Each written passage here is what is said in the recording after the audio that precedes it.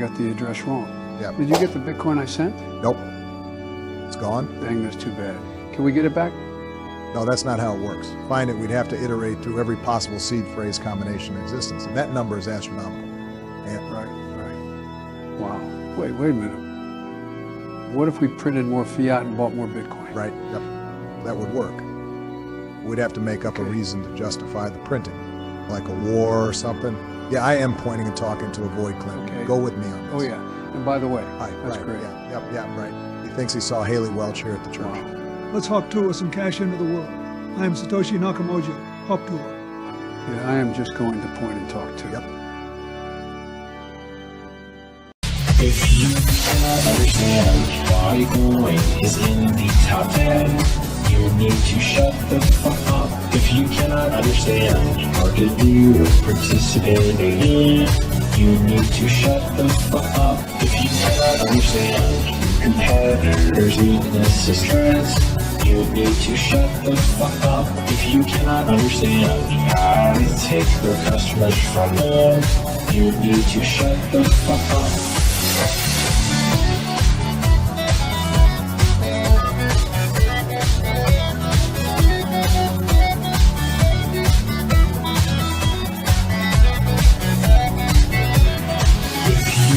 Understand why Bitcoin is in the top 10, you need to shut the fuck up. If you cannot understand market view or participating in, you need to shut the fuck up. If you cannot understand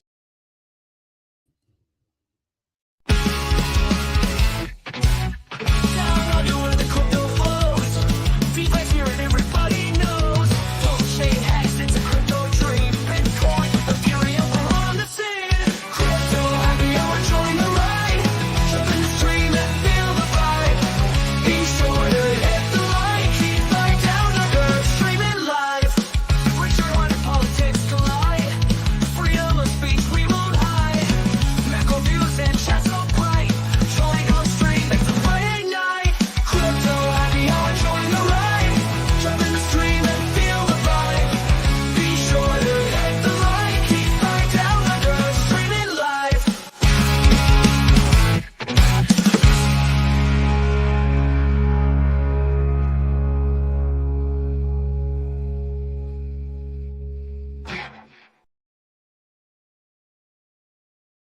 G'day everybody and welcome to the Crypto Happy Hey, Hour, hey. and g'day to my main man Base Radiant. How are you going, bro? I'm going good. That's Locked good. in. That's Let's good. do it. Oh, that's it. That's it. Just tilt the chair slightly forward. Yeah. On the That's edge of the it. seat. Just locked in. That's it. Locked From in. here to here. Locked Yes. We couldn't have True Blue, aka Big Rig. Couldn't make it today. He's doing something very manly, like going to a rodeo or something. And I think 43, I'm not sure what he is doing. He's probably washing his hair or something. So and, anyway, Also that's something just a manly. cheap shot. Yeah. No, we love 43, and if he does want to come on, that would be awesome. But I've got you, so thank you so much for joining me, Base Mhm. Radiant. Always a pleasure. And let's just say hello to the chat real quick. We've got Red Squirrel, the mysterious squirrel, aka Fast Abdul, unconfirmed. Unconfirmed. But, yeah, that's right. Just floating the idea. We're just saying, hey, look. And hey, who else is saying, hey, it's Crypto Class. What is up? Clintrons, g'day, Down Under crew. Thanks for joining us, Clintrons. We appreciate you, bro. And yeah, Jerry, what's up? How you going, mate? And good old Zen Crypto shilling his Trump coin. That sounds like it must be Friday. It sounds like a Friday. It wouldn't be a that's Friday. right. I like how he Crypto says that wasn't that we said it was going to vote off. I was like, I never said that. I predict election days, these memes start running. Good point. Now that's something of adding value. I think there will be some presidential memes, maybe MAGA, that might blow up coming into the election. So one to keep an eye on. Yeah. Just wanted to quickly bring up that there is this website called PulseChain.community, and Oh, cool. apparently there's a whole bunch of apps, 131 of them. Check it out at your own leisure. I can put it in the chat, but it's a nice website. I think it's Gerardo that maybe did it. Just You know everything Gerardo? in the ecosystem. Yeah. You did look into Hex, right? Yeah, exactly. Yeah. Yeah. Let me just put it in the chat. But yeah, it's kind of a cool way of just kind of going, oh, there's bots here. There's movies, highest of stakes or whatever, books, you know. We need to get Mr. Green's book in there. Essential Guide to Blockchain. It might actually be that one. Oh yeah. Anyway. Yeah, I think it is. Anyway, there's a whole bunch of stuff here that you can also go creators. I'm never in these creator things, so sad days. But anyway, maybe one day. To get you in. Nah, it's all right. I like to stay under the radar. I'm a dark horse. Flying under the radar. That's right. Just you know, you got to be underestimated. That's the key. Oh, here we go. Yeah, so you can over deliver. Exactly. That's right. What is it? Under promise and over deliver? Yeah. Like that. How's this? We got Somi. What's going on? Hey. The main man. This guy, tell you what, putting out 3-4 videos a day. Unbelievable, just prodigious effort. I watch him. I'm driving around. I think, oh yeah, what's Somi up to? Yeah. Great to see you, sirs. Up. PulseChain is one of the only chains adapting to the meme coin narrative. This is very interesting. There's only about 5 or 6 chains out of 100 that accept it. Most others are praying it dies. Bro, stick around later on, and I was going to talk about some meme coins for sure. I want to talk about that Murad guy and a few other things. But yeah, definitely worth following and listening to Somi. He's got some really good advice. In fact, he's got more right here. There's lots of PulseChain ecosystem communities as well, which is very vibrant. That's true. There is lots of different sectors within PulseChain. They have high loyalty rate, low abandonment compared to heaps of other chains, to e.g. Solana. Yeah, Solana. You do have these different factions within PulseChain, which is kind of like a ecosystem where you kind of having like the teddy bear guys. Yeah, like sub communities in the main community. Yeah. And they all kind of like contribute via the decentralized web. Exactly. I suppose. Yeah. Everyone's just competing for that mind share. And so you have like the alien, the Grays currency guys or whatever. And then you've got the PokeChain guys that are trying to make it all about Pokemon. And then you've got, you know, the core coins like Hex and PulseChain and then so there's heaps of different areas. Everyone in markets and crypto waiting for the Russell 2000. Finally break its highs. It's the only index that's lagging. When it finally expands, BTC rising 80K, 100K, we can all follow through. Look, I mean, I made a pretty bold claim a long time ago. And this was about BTC hitting its all-time high and busting through it like savagely at the 3-year mark. And, you know, people who watch this channel like would be acutely aware of that. And so we made this claim like, and I think 43 as well was like, yes, you know, if you want this fractal to play out like we have in previous cycles, where you have the 4-year cycle and how many days since the halving and all that sort of stuff, it would put us around 69K around that sort of 11th of November. And it was like the only way that it could have done that, because it was already at 65K or whatever when we were talking about it, was if it went literally sideways for like a year.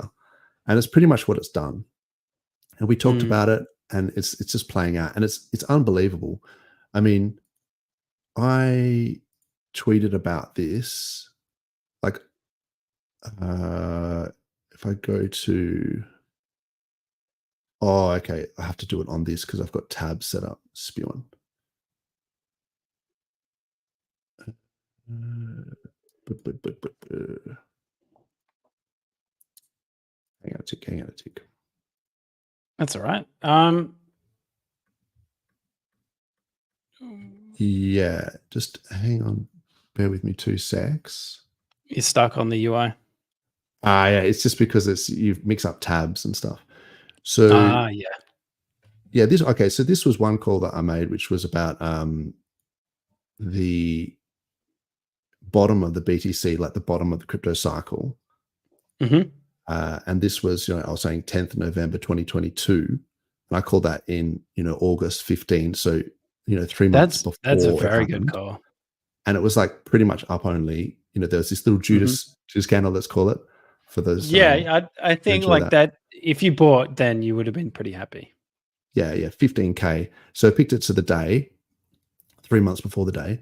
But then I also, in that thing, someone had said, like a comment, what do you think will happen to PLS? And I said, and this is in February 13th, I said, PLS targets are hard, but BTC target 69K by 8th of November 2024 still on the cards, because I think it's going to bust through that 69K. Anyway, I retweeted. It got like 1 like. So yeah. No one seems to care. So I don't know why I'm not bringing it up now, but no, it's good. Like when you got receipts though, and you like, I called it. I did call it. It's like, so a lot of, I guess I was saying that, this whole No one was listening, but I said it. Russell 2000 thing. And yeah, I get that. But it could just be literally the 3-year cycle thing. And they just manipulate these markets. They want it to hit previous all-time high around that 3-year mark. And it just also happens to be the election, right? Like the election is the November 5th. So if Trump gets in, BTC is just going to rocket. It's like prophecy confirmed. A lot of people were saying BTC was going to go to 80K, 90K back in February. And I think I was one of the few people that sort of said, no, it's just going to go sideways for like 6 to 9 months, which is a hugely unpopular thing to say. Yeah, because it's not like exciting. Yeah, exactly. It's like I could just give moon targets to everything and just be like, yeah, to $1, PulseChain to $1, like let's go, and everyone get amped. But then it just feels like it's being disingenuous if I'm just trying to pump people up, and I don't actually think that's going to happen. In fact, the other prophecy that I said, which has sort of come true, is that I was talking about, Hex pumping up before the trial, like significantly, and then like bleeding into the trial. Yeah. I don't know if you remember me saying that. I remember that. I didn't know. I remember that.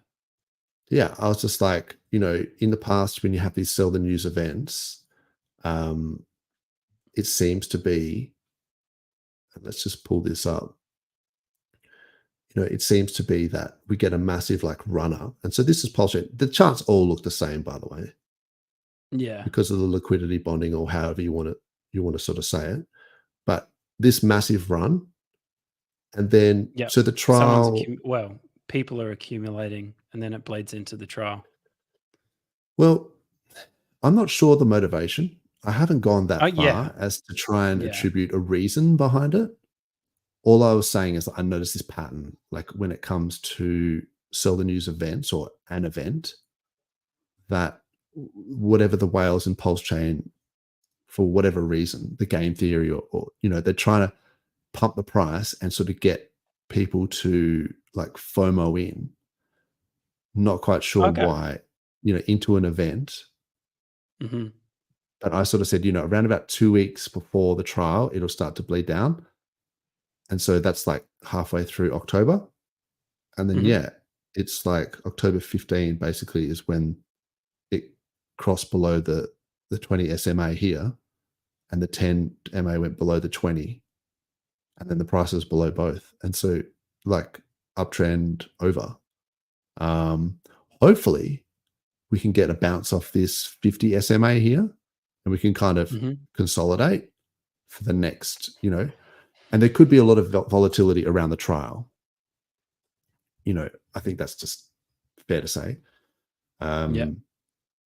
Which is literally the 31st. It's like a week away. Hey, 31st is that's crazy. Is a week away. It's less than a week. Man, It's 6 days. might literally be like while we're streaming next week. Yeah. It's like literally a week away from here. Like, Mm. because it obviously sure. like the 31st is the Thursday for us, but it's their Friday. So Oh, yeah, you're right. they're a Time day zones. late. Yeah. Yeah. So anyway, I feel like, that whole massive pump before and then bleeding into the trial, like that seems to be playing out as well. So that's like 3 for 3, Dozza, if anyone's keeping count. But I'm sure someone is. yeah, it's just me. So I'm the only one keeping count. I'm just like, yes. Like maybe I've said some dumb shit as well. So whatever. I just like, that's where you got to make the good stuff like stand out. You got to really bring that to the front.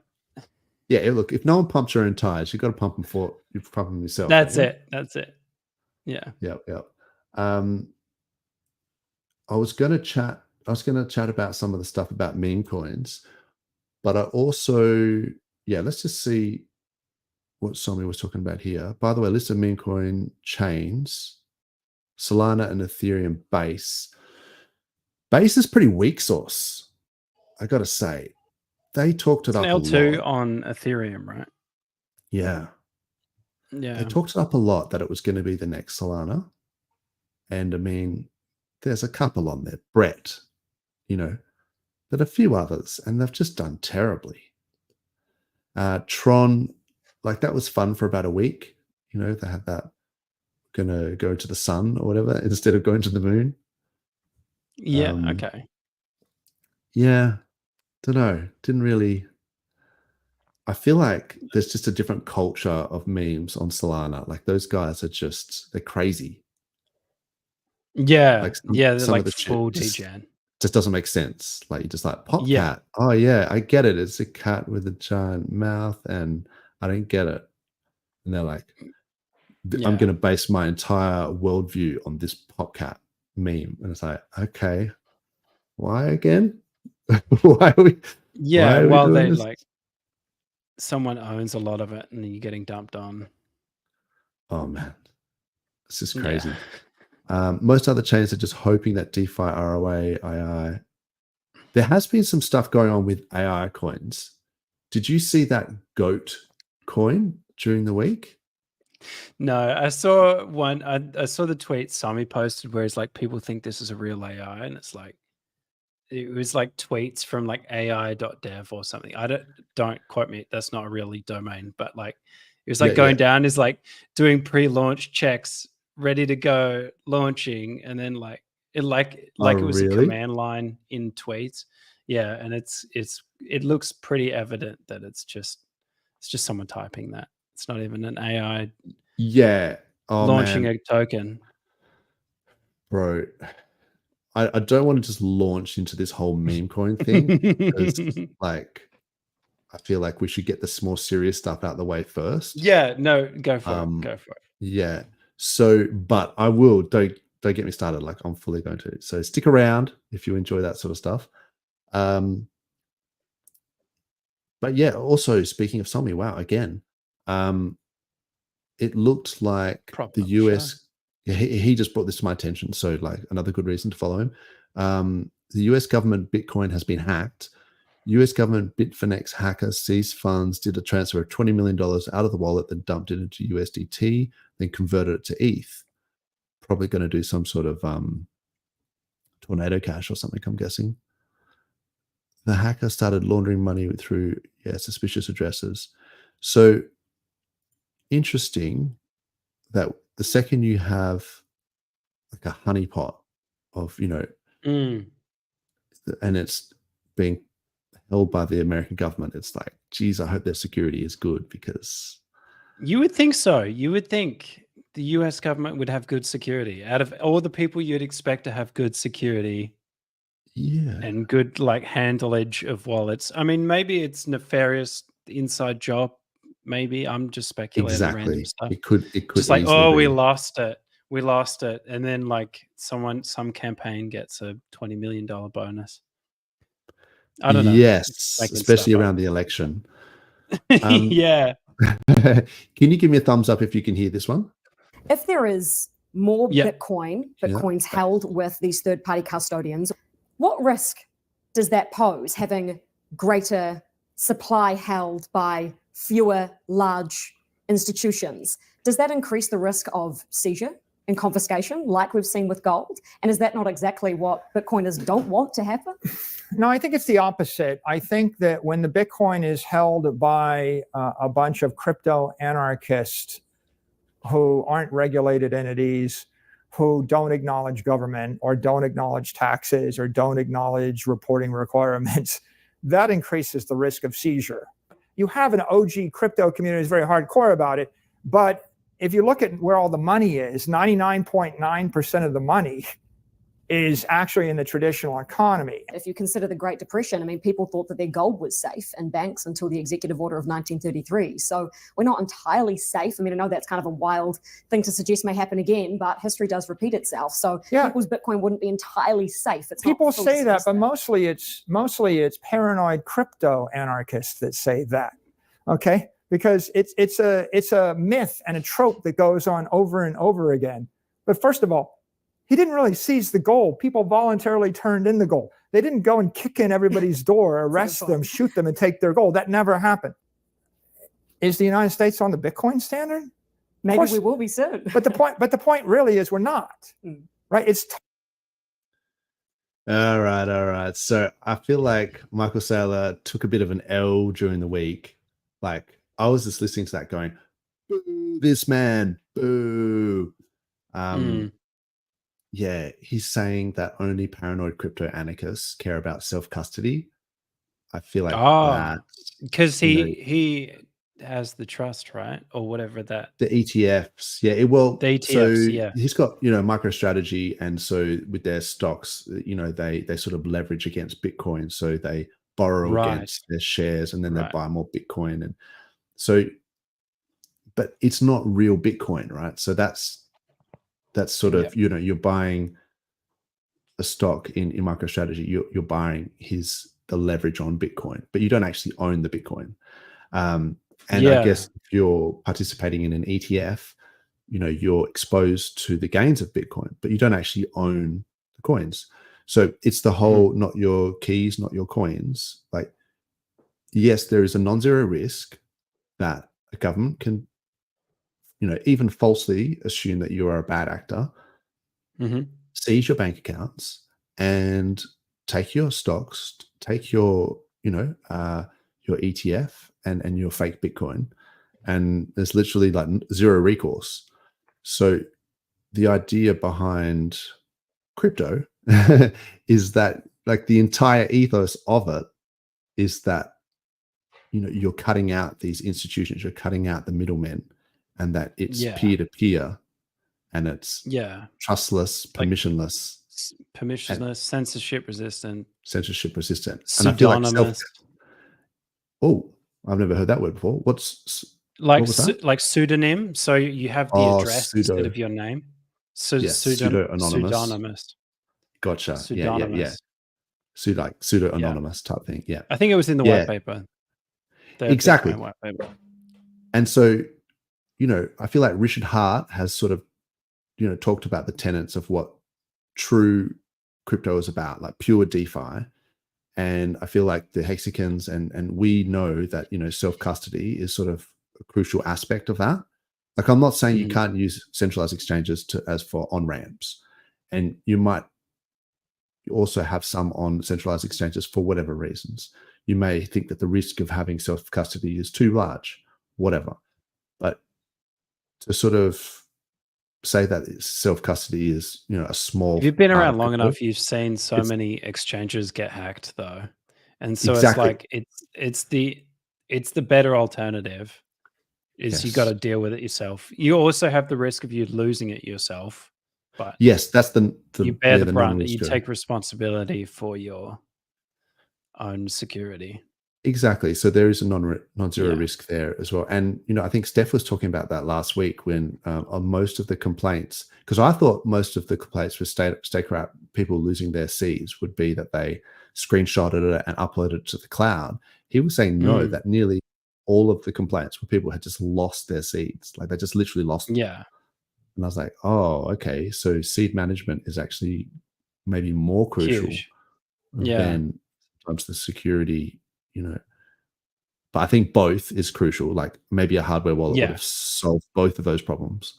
And, maybe multiple hardware wallets or whatever. I mean, there's multi-sig, there's all sorts of other things you can get into. But yeah, I just really got triggered when I saw, maybe not triggered, but like, I was like, I know what you mean. Like it's irritating hearing him talk like that about Bitcoin. It's like you're misunderstanding the point. But then you also got to think you got to like incentives. You can't attribute like malice where incentives and so obviously he's shilling something which is a non-custodial version of crypto. So then of course that he's financially incentivized to sort of say that aspect of it and play down the self-custody aspect. But then it's up to us, and I'm going to lean into the paranoid crypto anarchist and just say, it's up to us fellow paranoid crypto anarchists to sort of say, no, you're wrong. Like you need self-custody is a crucial component of this. It's huge. And there's lots of examples of it. Like, I mean, there's less ATMs going around, you can barely deal in cash. They restrict how much cash you can get out, and they ask what it's for and stuff. And so at what point is it like, well, if you don't give a good enough reason what you can't get your cash out, like what are they asking? If they kind of imply that that's a possibility, even though it's not. Like you can say even though anything. it's not. Yeah, you can say anything. They're not going to give. It's just implicit that we're going to look sternly at you when you take this money out. Just shame you. Just get a big bell. What are you doing? Actually shame you. Yeah. What are you doing? Buying meme coins? Get out of here. It's like, oh no, just house renovations. Yeah, it's okay. A lot of banks block like purchase of Bitcoin, but will allow off-ramp behavior, so they like pick and choose as well. Oh wow. Yeah, because I've run into that putting issue. limits on things. Yeah, putting limits. Yeah, it's just, I don't know. I mean, yeah. And so there's a bunch of other things as well. So I made some notes because they talk about, and this used to be the thing, that Bitcoin was only ever used for nefarious purposes, like some sort of Silk Road drug thing. Yeah, and that was just, and so it's just a scam, and that's the way that people look at altcoins now, and particularly in particular Hex. People are sort of saying it's a scam. It's like, yeah, everyone thought Bitcoin was a scam too. Like, just chill out, give it like 15 years. And it was going, not only is it a scam, but it's going to zero. And that never did happen. It goes down a lot, but it's not a scam, and it's not going to zero. Exactly. And so, some this meme was one coins thing. do though. Oh yeah. I'm not saying all meme coins, 99% are scams. Like, let's just get this clear. 99% are scams. But it's that thing where you see, the Arbitrum Foundation, the Ethereum Foundation, the Optimism Foundation, all these guys getting unlocks and selling their own coins on people's heads. And then you've got the opposite. You've got Richard Hart just diamond handing this OA and or whoever is controlling it, but they're never sold. And then it's like they got the gall to call Hex a scam and Richard Hart a scammer. It's like, why aren't you saying that the Ethereum Foundation is a scam, or the Optimism Foundation, or Arbitrum? Like, they are literally selling, and this guy isn't. It's like, you just don't like, people just don't like him. Like, but that's just because I feel like he's got under their skin a little bit, like with the whole the Gucci tracksuits, and it's just like waddling out of like the whatever. With the bags, luxury goods. Yeah, just like, bro, that is. I was going to talk about that. That's got to get under some people's skin. Like, there is hate out there for that.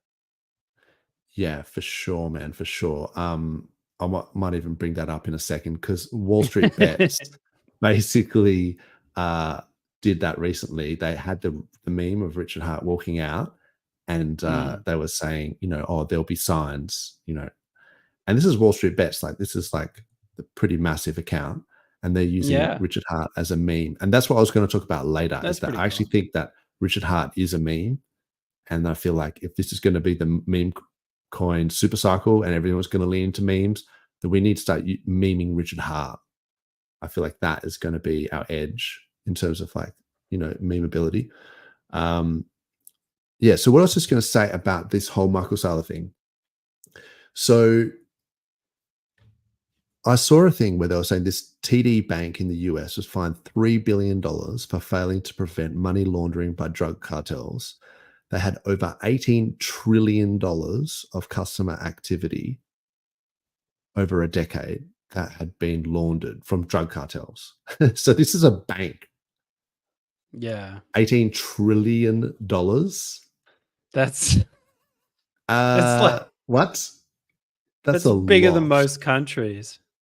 $18 trillion. And they got fined $3 billion for this, right? So let's not shit ourselves That's not here. proportional either. We're work? talking about, they're talking about, oh, crypto, these guys are, they're, doing, I think it was like the head of the Federal Reserve or something said that. Yeah, I'll see if I can pull that up. The head of the Federal Reserve said something about, Oh yes, crypto was only being He's used like for. Yeah, here it is. Here it is. he looks like a Being this should wrong say should be illegal. This is funny. So, the Federal Reserve President Neil Kashkari said crypto is almost never used outside of drugs and criminal activity.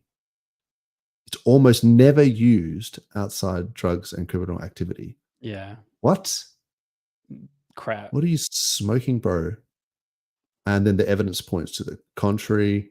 And he's just saying like, and then people saying, yeah, being this wrong should be illegal. Like, so Actually, though, like that has an that's effect the on the dumbest market. thing I've heard. Say again? That has an effect on the market. Like, yeah, I get that it's an opinion, but he's the head of the Federal Reserve. Like, that's it's just not. It's not the right thing to be saying. I feel like as the head of the reserve, especially when it's not true. It's actually not true. It's provably false, like in so many ways. So, for example, during the week, Avalanche Foundation had introduced a Visa crypto spending card. So you can have a self-custody wallet and you've got a Visa card and you can use like, I think, That's cool. multiple different cryptos, and you can use it to, wrapped AVAX, maybe some other ones as well. But like on the Avalanche chain, I guess. So I guess you could just use, so say you had Pulse, you could bridge it using PortalX to Avalanche and turn it into USDC. And then you could spend it with your Visa card. That's pretty cool. Like, that's pretty good. Just like you can use crypto to buy stuff as well. Like, it's not. And there are people doing it. They wouldn't do it if they weren't making money. Like, there's obviously some, maybe they take a little fee. The Visa, MasterCard always takes a fee anyway. So, yeah. I don't know. There It's just people are probably paying for food and feeding their family and buying bills and stuff. Yeah, 100%. There was one travel place that I think I saw Ivan on Tech. Shout out to Ivan on Tech. It was like, you know how there's like is it Travala? Travala. Yeah, here it is. Sorry, I'll pull it up. Is that a hardware wallet? Travala. Oh no, like the travel company. It's a travel thing. So you can book hotels and crypto with crypto. Like you can book flights and accommodation using crypto. This is Travala.com. I saw this on Ivan on Tech, so shout out to Ivan on Tech. So yeah, if you like wanted to go on holiday or whatever, you can. So I just don't understand this They whole accept it. like Yeah. you can just pay for it using crypto. So It's money. this idea that you can't use crypto to buy things is dumb. Like there's lots of Yeah.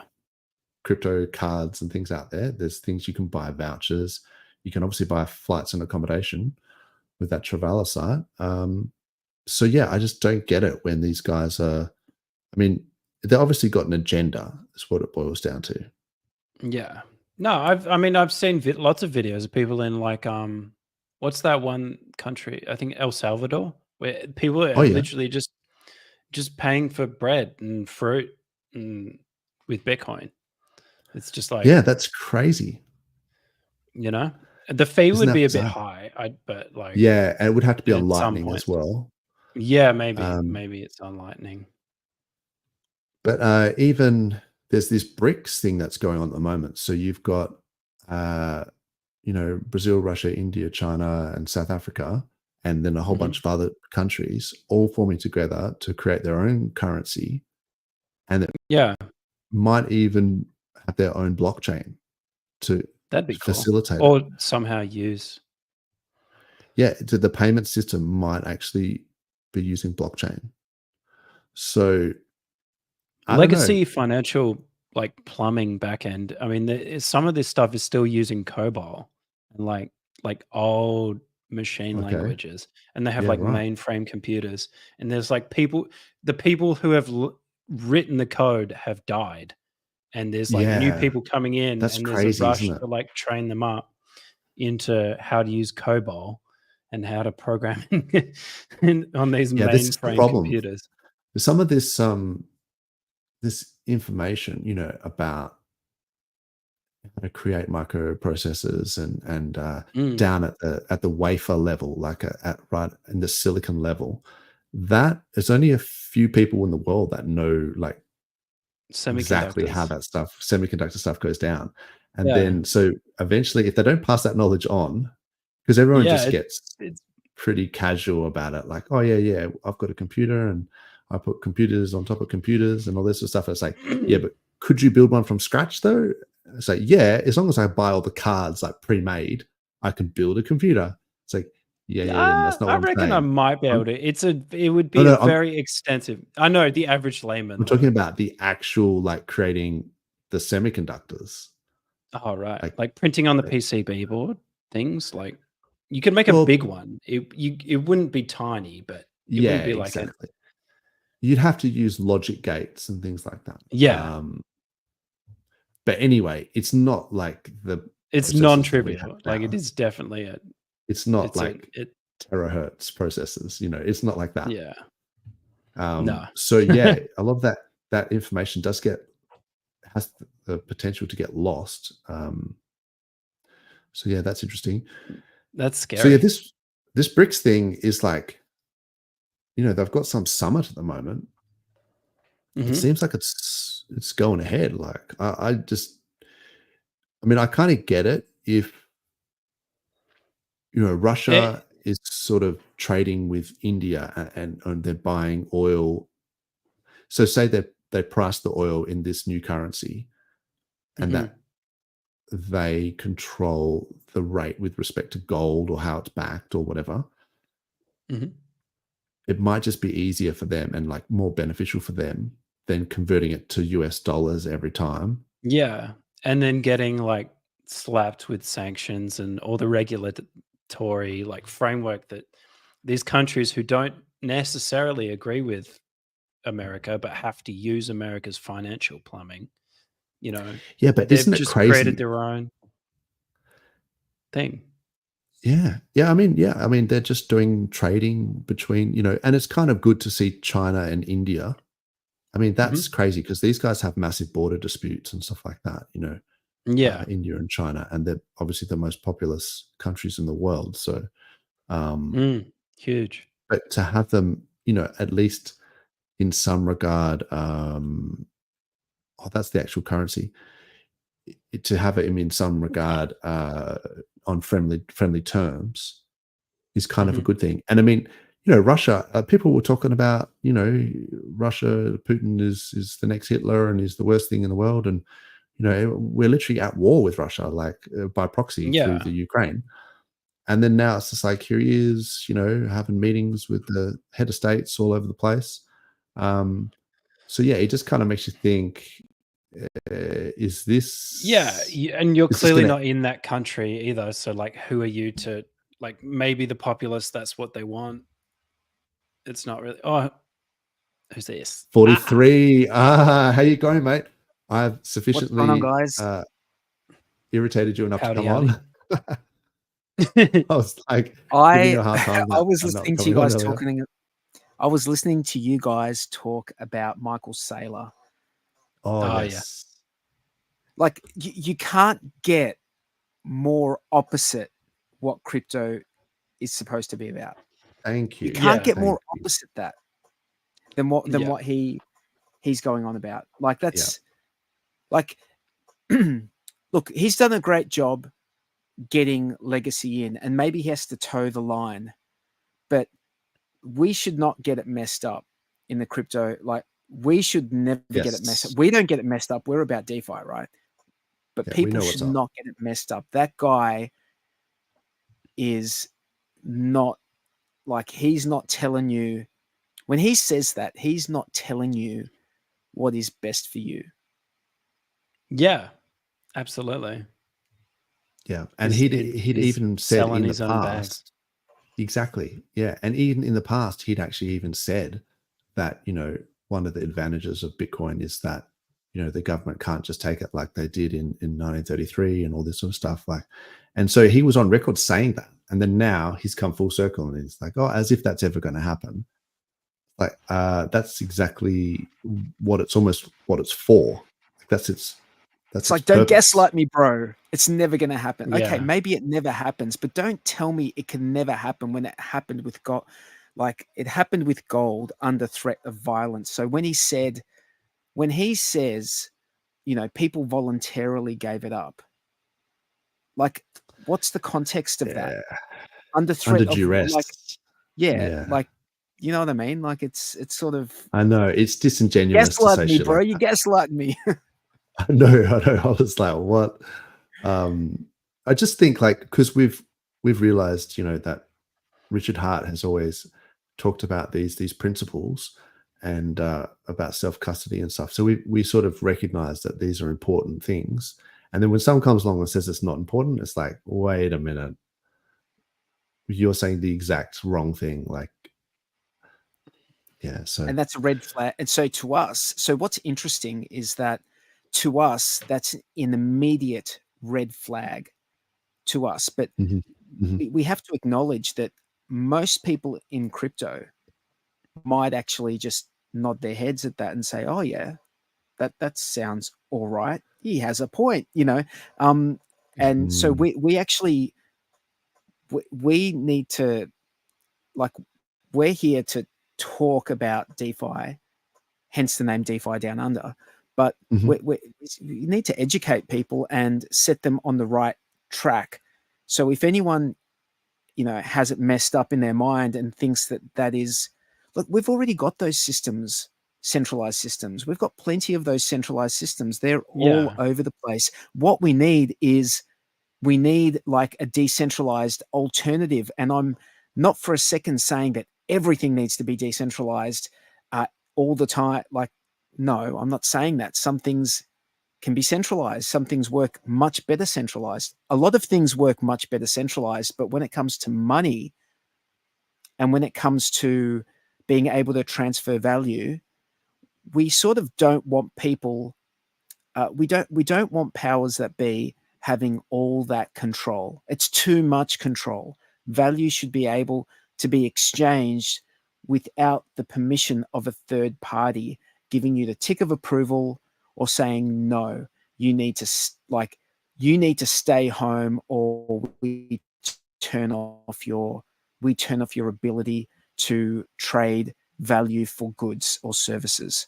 Like, we do need that option.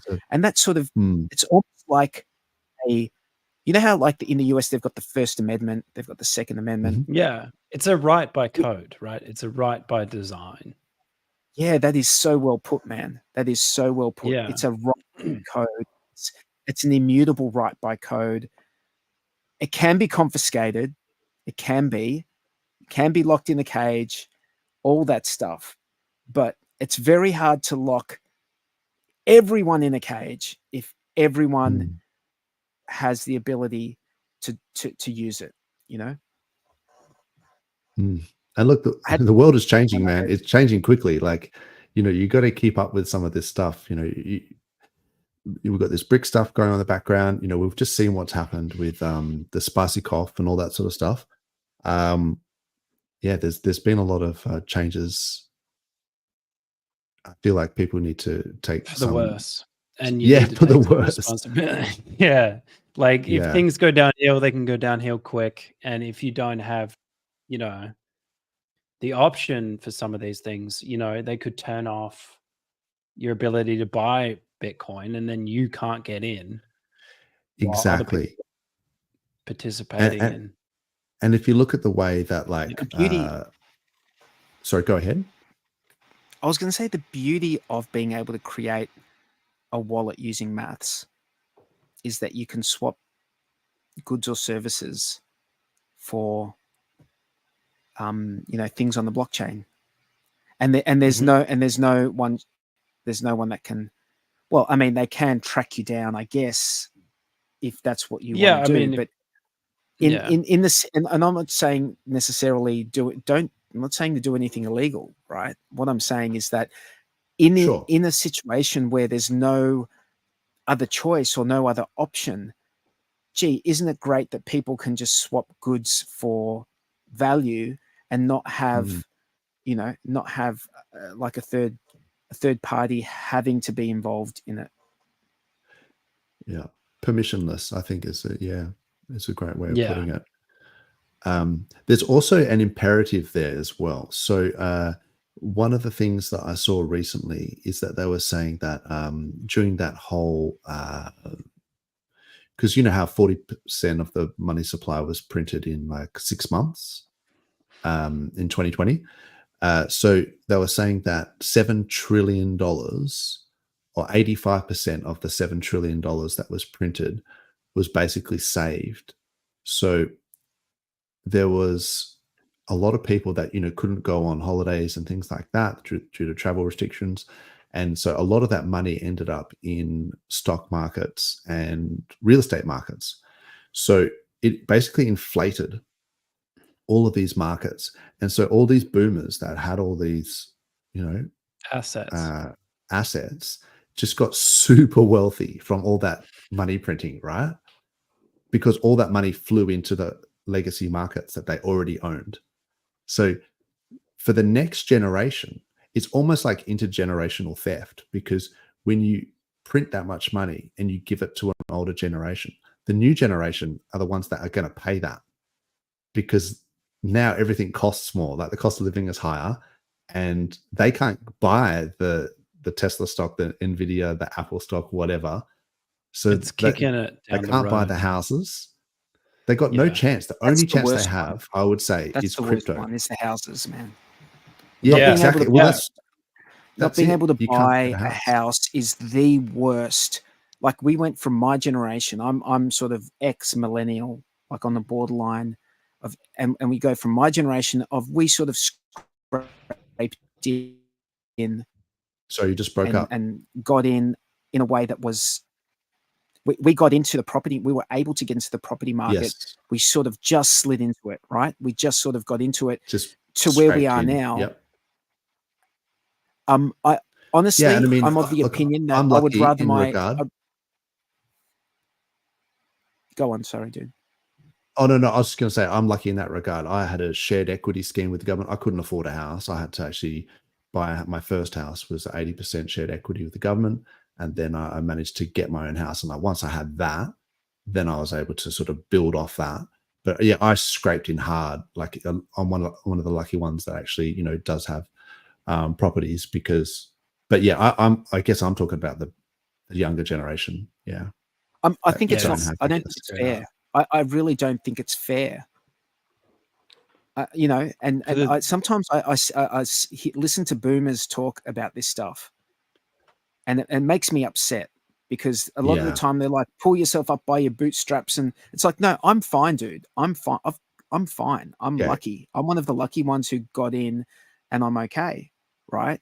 I'm upset about, and not enough gets said about the fact that governments spend so much money. Yes, the spending is out of control. You know, so much debt that needs to be paid back by future generations, and that debt also, like the people borrowing, and I'm not having a go at anyone who borrows to invest. By the way, like the system is what it is, so you just do what you do what you can do to get ahead, right? But I think it's an unfair situation where you've got like just being able to afford a place just to sleep at night is so expensive. Like that it's really not a reasonable situation for a country just to do that to its next generation. Yeah, 100%. And then so what I was getting at with that was that if this younger generation have been almost inflated out of the opportunity of buying a house and to buying these assets that could do well, then really their only opportunity is crypto, to be able to secure real estate, you know, in the future, to be able to, you know, get those sort of gains. And so if the government makes it really hard to get into crypto and you end up losing all your money on centralized exchanges and things like that, getting hacked, then it makes it almost impossible. So that's why it's so important for self-custody, and so important that people, so we get rid of the stigma that people sort of have of that crypto is only used by for drugs or whatever, like that president of the Federal Reserve was saying, when it's clearly being adopted by major institutions and other payment rails. Nation states, I think, even. And nation states, in terms of the debt, go ahead. I was just going to say, like, you're absolutely right about people not being able to participate in legacy TradFi markets because, like, of the quantities that you need. Like, if you want to get into stocks and stuff, you might need to have like 10 grand or something just to put in to open an account, you know? Sure. Whereas, like, there's no minimum with DeFi. Yeah, you can buy like $50 worth of Pika or something and just be like, you can buy like sub-cent if you really wanted to. Like, that doesn't make sense to do as an investment, but you know what I mean? Like, there's no limit. It's the freedom to transact though as well. Like, it's another thing. Absolutely.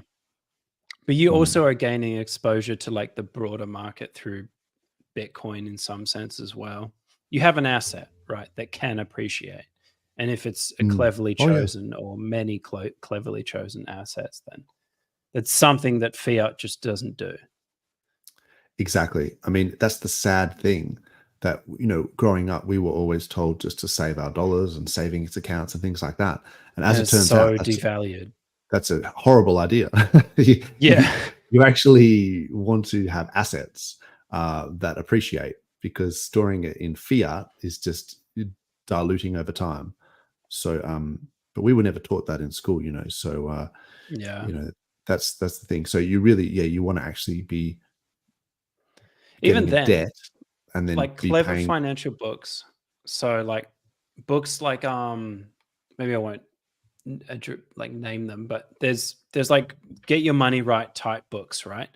Most of them, it still like are like Bitcoin's crap, like crypto, stay away from it. So they'll go through all this whole thing of like pay down your debt, be clever with your money, yada yada yada. I can summarize all those books.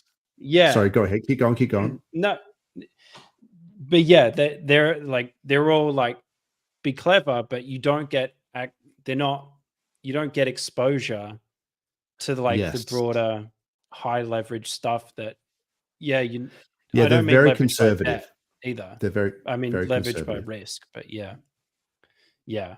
it's true. But don't you reckon a lot of those books, like Rich Dad Poor Dad, But or very few of whatever, them and, even explain the mechanism. well, they're nearly Sorry, all. You guys. can condense those books down. Sorry, there is a bit of a lag. It happens all the time. So Yes, I've got apologies. massive lag. I don't know why. We start talking over top of each other because like we think that there's silence, but then there's not. But yeah, there's a lot of those books you can condense them down to compound interest. You know, like that's a lot of the thing. If you read a lot of those books, like you know, Money Matters and all this sort of stuff, and Yeah. it's like the power Barefoot of Investing compound as well. interest. Yeah, barefoot investors. That's what I was thinking. But like these guys they're stuck in the past, man. The world has changed multiple times over, and it's changing at an accelerating rate. It's going exponential. So you got to keep None of them up with what's really going on. None of them really address the underlying mechanism, you know, which underpins why asset prices are going up over time. The money printing. Yeah, like it's Yeah. more marbles, man. There's just more marbles going around. Bro, let me just pull this up, right? Let me just pull this up. So the US national debt has increased by 473 billion over the last 3 weeks. It stands at 35.8 trillion. So it's because it's going exponential, right? And I think they were saying, you know, that I think was it 30% of the total tax revenue in the US was just being used to pay the interest on the national debt. And eventually, and that number is increasing, obviously. So at some point, like 100% of all the tax that everyone pays, which is a shitload in the US, will go to just paying the interest, not even the principal of the debt. So that's crazy when you start to think about it. But really, what's the only way to get this down, or to get I think it's the GDP versus debt, ratio down, or GDP. To be more efficient. Well, it's to Increase print money, productivity. basically. I mean, if we want like the real way to like if we not just printing money, but just to actually, you need to be more efficient. The proper way to do more it is to productive.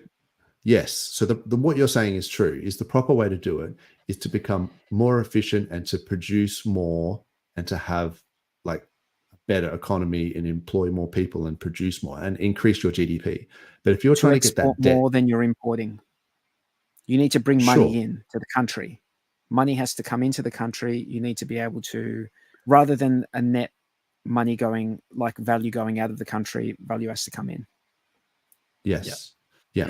But in terms of like the debt to GDP ratio, if you're trying to drop the debt to GDP ratio, then the easiest way to do it is to print more money and devalue that debt, to deflate, like sort of dilute the value of that debt. So if you've got some massive amount of debt and you just print more money, you dilute that amount of debt. So it's basically inflating away the debt, if you know what I mean. You make the But cost that only of everything works. else so high that the debt That doesn't is help. lower. That really does not help. It sucks. No, That's I a mean, bad thing. I'm just not saying that that's I'm their not only option. criticizing what you just said. I agree 100% with what you just said. What I want to say is that it doesn't help like the poor person, like the people who are living on the poverty line. It really hurts them the most because these people completely fucks them. It completely fucks them. Rich They don't gets have richer, assets. poor, Where poorer. everyone else who's got assets, who's had 100%. the been fortunate enough to be born earlier in the cycle of the money printing, they've had time to acquire assets at a cheaper price. Yes. And you can never, like, how many young people I've heard say they were never able to keep up with the increase in the cost of housing. Like they were saving for it, actively saving all their money, like for a deposit, but the price of houses went up quicker than their ability to save 20% of the value of a house. Yeah. And when I say value, the price, not the value, the price, because it's just the price of the house that's going up. You're not getting more house for the more money you're spending. No, same bricks, same mortar. Bro, I'll tell you a story. In 2009, I used to day trade BHP stocks, right? And I made 50 Nice. grand day trading, right? Because I was saving for a house. And the price of the house went up by more than 50 grand in the time that it took me to do that. Like over like a 9-month period or a year. It's I not was like, surprising. what? Yeah. So it was like, yeah, I had 50 grand. I The had a reason deposit. like the BHP went up is the same reason the house went up. Is Yeah. like, Yes. So anyway, that happened to me as well. But So anyway, the I was thing, still able the to thing get a that is deposit, really, the thing that I see right now that I've been looking at for the last couple of years is like, in the state that I live in, I've noticed that land tax has just been going up the last few years, in the face of stagnating prices when it comes to property. So why is that? Yeah, Isn't right. that interesting? Isn't that almost like nonsensical? I thought it that, was that proportional land to tax, the cost of No, the but land. Yeah. yes, that's correct, right? But that's But the why it doesn't proportion's make getting sense. bigger. But it doesn't make sense because what you've got this third party which values the land, right? They value the land, and then based on that valuation, your council's charging you pay a rate, like your rates that you pay, which is like a local government tax. But that's of all the taxes, that is the most like justifiable. Like they pick up your rubbish, like they keep your parks, they keep the parks like clean. That is the most justifiable of all of them in my mind. Shire rates. That's Shire rates, though. Yeah, rates. Sorry, I thought you rates. were talking about. But it's essentially yeah, a yeah, tax. sure, yeah. It's essentially a Yeah, tax yeah. on owning a property, right? It's a tax that you need to pay, which they go and do stuff. Most justifiable out of all of them. But then you've got land tax, which is a state government thing, right? And they go off this same valuation. And what is bizarre is that they've been going up. These land taxes have been going up, but like sort of prices haven't been going up that much.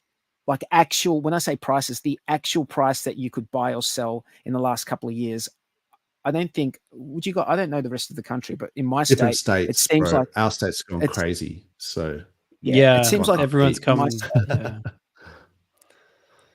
But yeah, your state so is I think in my state it's down. been the worst. It's been the worst. Well, I'm saying we had a crazy guy at the helm over here. We had a crazy person, Yeah, so all the people from the eastern states have been buying up properties in Western Australia. That's actually it's the only one that's still going up, I think. Our market up. It makes sense. It makes sense because I wouldn't buy a place here anymore. People have been buying houses from the eastern states. Have been buying it in Western Australia sight unseen as well. Like we've got a massive bubble going on at the moment. Where it's just been gone ballistic. But land taxes here probably will have not burst gone soon. down, mate. That's the thing. That is land taxes in my state have not gone down. They've continued to go up. So I've got skeptical hippo eyes on all of this shit. It's like there is a big reason for governments, and I wouldn't be surprised if there's corruption involved in all of this valuation stuff, because governments have a lot to lose by values of their land going down. They've got a lot of tax revenue to lose. They don't want to lose tax revenue. So what are they going to do to keep their tax revenue? Well, we've got to keep those valuations high. I'm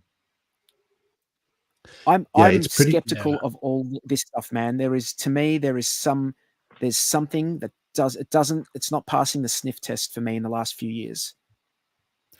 And I mean, the thing that shoots me as well is stamp duty, because I thought they were going to get rid of stamp duty when they introduced the GST. But then they just were like, nah, let's keep it. And then why don't we have both? Yeah, why don't we have both? Like, this is tacos, bro. Like, I don't want to be paying with my post-tax dollars. I already pay income tax. It's already been taxed, and then you buy, GST, everything. And then, you like Everything. you say, you're paying GST is shire on rates, everything. land tax, you're doing all this stuff, you're paying insurance, all post-tax dollars. And then you go buy a GST is not house on and they fresh go, where's food. my cut? Yeah, not on food. Yeah. And a and car. not on and a medicine, car. and not medicine, medical stuff. Yeah, but Some stamp duty is on cars and Property. houses. Yeah. Yeah. And that's the thing. It's like, that's a lot, man. Like, if you're buying a house, where did your, stamp duty come stamp from? If you take the name, it makes you think It that sounds okay, stupid. there was a like just like no, but there must have been some guy back in the That's- day. There was some guy who had like a pad, like an ink pad and a stamp. And when you bought something Yeah. and the government had to approve it, he had to bloody stamp it. Just like, oh, Yeah. okay, this has been cited by the government. We approve it. That's the stamp. There's a tax involved because I need to get my wage paid for this stamp, right? And then somewhere along the line, it just morphed into, yo, let's buy a house, and now you owe $100,000 extra to the state government because you bought this house. It's like, what? $100,000? Yeah. Why $100,000? Crazy. It doesn't make sense. Yeah, it's crazy. And the houses get sold over and over and over, and each time they get taxed. It's not like it's been paid once. It's like every time it gets sold, it gets paid. Can I So- say something that's like slightly irrelevant, but also very relevant? Sure.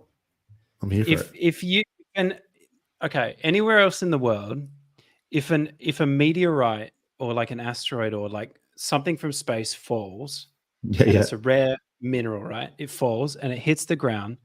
You can go up to it and grab it and just like, here it is. I found it. I tracked it down. Like, this is mine. You can't do that here. It belongs to the state. Yeah. Is that right? Even though it's I looked it up because I was like, look, I'll just extraterrestrial. sit here and not extra. Yeah, like it belongs to the state. If it landed here, at least in lands there. That's like crazy. here. Hmm. Yeah. I They thought just it was so say- BS. You just have to get I your was like, I'm stories gonna straight, go man. hunting. You can Yeah, get yeah, your stories you do. straight. It's like, yo, this shit was already here. This didn't come out of the sky. This was here already. Yeah. Depends. You probably don't want to be like touching some radioactive meteorite though, just No, in it's case. probably not like red But, hot like thing. But there's people who track them, and I saw them like in the States. They do it all the time, and they'll actually Yeah, take right. flights and like track them down. Because I was like, Yeah, right. that's a cool hobby, but you can't do that here, apparently legally. That Yeah, doesn't right. make much sense, though. You can because you if can it's come buy from them the- from other countries, and that's fine. You're It doesn't make sense. That is It bizarre. doesn't make sense. That's a bizarre Mm. rule. That like, is where is crazy. that? Belongs to the state museum, I think, You're right. There you go. legally. Fun facts. I like it. Yeah. One last thing I was going to say to tie a bow around this sort of rant that I sort of started, and I'm glad to see you guys joined in on, that if the debt is so high and they have to say print more money to sort of devalue that debt, and they're sort of inflating away the debt at the cost of everyone else, it's like another tax on top of all the other taxes. This is like a hidden tax of inflation on everyone, so that the cost of living, which hurts the low socioeconomic people the most, and it means that they can't get into the assets that are actually doing the best, where all the liquidity has actually flown into. Then it means that the younger generation, I guess this like intergenerational theft or intergenerational transfer of wealth, it means that the younger generation are at such a disadvantage that they can also not only afford to get ahead, but sometimes can't afford to have children. And so that's actually That's the showing one. in the birth rates. The Yeah. birth rates are actually dropping It's because people can't afford to have messed kids up. anymore. It's a So crisis.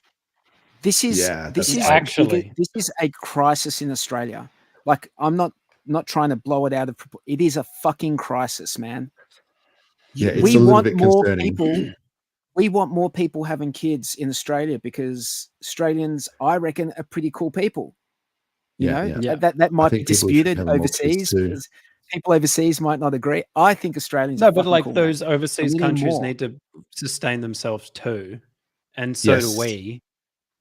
And But so then we rely on immigration, right, to prop up our economy, to buy to Too increase the much, demand way on too our much. whatever. We rely on not too as much effective. immigration, and it's not very vetted, And I mean, even in the US, like the way that they're letting in so many immigrants and stuff to for the voting, it seems like they're trying to stack trying to get them to vote Democrats over there. Like they're trying to get rid of ID checks. Photo base. Yeah, because no one coming in illegally has ID. Yeah. They were getting rid of they were banning ID checks, I think, in California. Yeah. And it was like they said it's the racist Mexicans, because you can't disadvantaged people don't know how to obtain ID. That's something. That's It was that's the lowest. Like if you don't like something, that's an you just say, insult that's in racist of like, itself. It is. Yeah. You just claim that something is just racist because you don't like what they're saying. Yeah. But no, anyway, I'm not saying like I'm not anti-immigrants or anything like that. I'm just saying if the birth rates go down, like so sometimes people always say that it's the immigrants or whatever, they're taking jobs and stuff. But a lot of people don't actually want to work like low paid jobs as well. They don't want to pick fruit and they don't want to work in hotels and cleaners and all this sort of stuff. So if there's people that really want to do that sort of stuff, like I feel like that's like we need someone to needs to do that stuff. So I think it's not a case of they really want to do it. It's that they can do it and that they're available to do it. Well, someone does need to do it. They need the money, so yeah, exactly. Better than and then you can have immigrants where they were, right? Yeah, that's the whole point. Yeah, that's and then so what I'm saying is people can't complain about immigrants unless they were the ones unless they're willing to pick fruit and clean hotels or whatever. Like someone has to do that. So and then also you can have immigrants that are highly skilled, highly professional, doctors and lawyers or whatever. So it's a complex thing. But I guess I'm just saying like the birth rate declining at such a rate is not a good thing long term, like for sustainability and for like paying out pensions and things to older generations, whatever. So anyway, that was just where I was going with that. I think that was a good point that you made. That we can you've tied a bow around it. I just want to get this one last thing in. Go for it. We quite often we hear the phrase the poor are getting poorer. That is not going to stop because poor people, like I'm talking like I've been poor. I remember when I was going to uni. I've lived poor, man. When I went to it's always like it's always uni. Uni, yeah. No, I've lived poor. I've lived really poor, man. But you're the closest. You're close to having $0. So whenever you're close to having $0, and the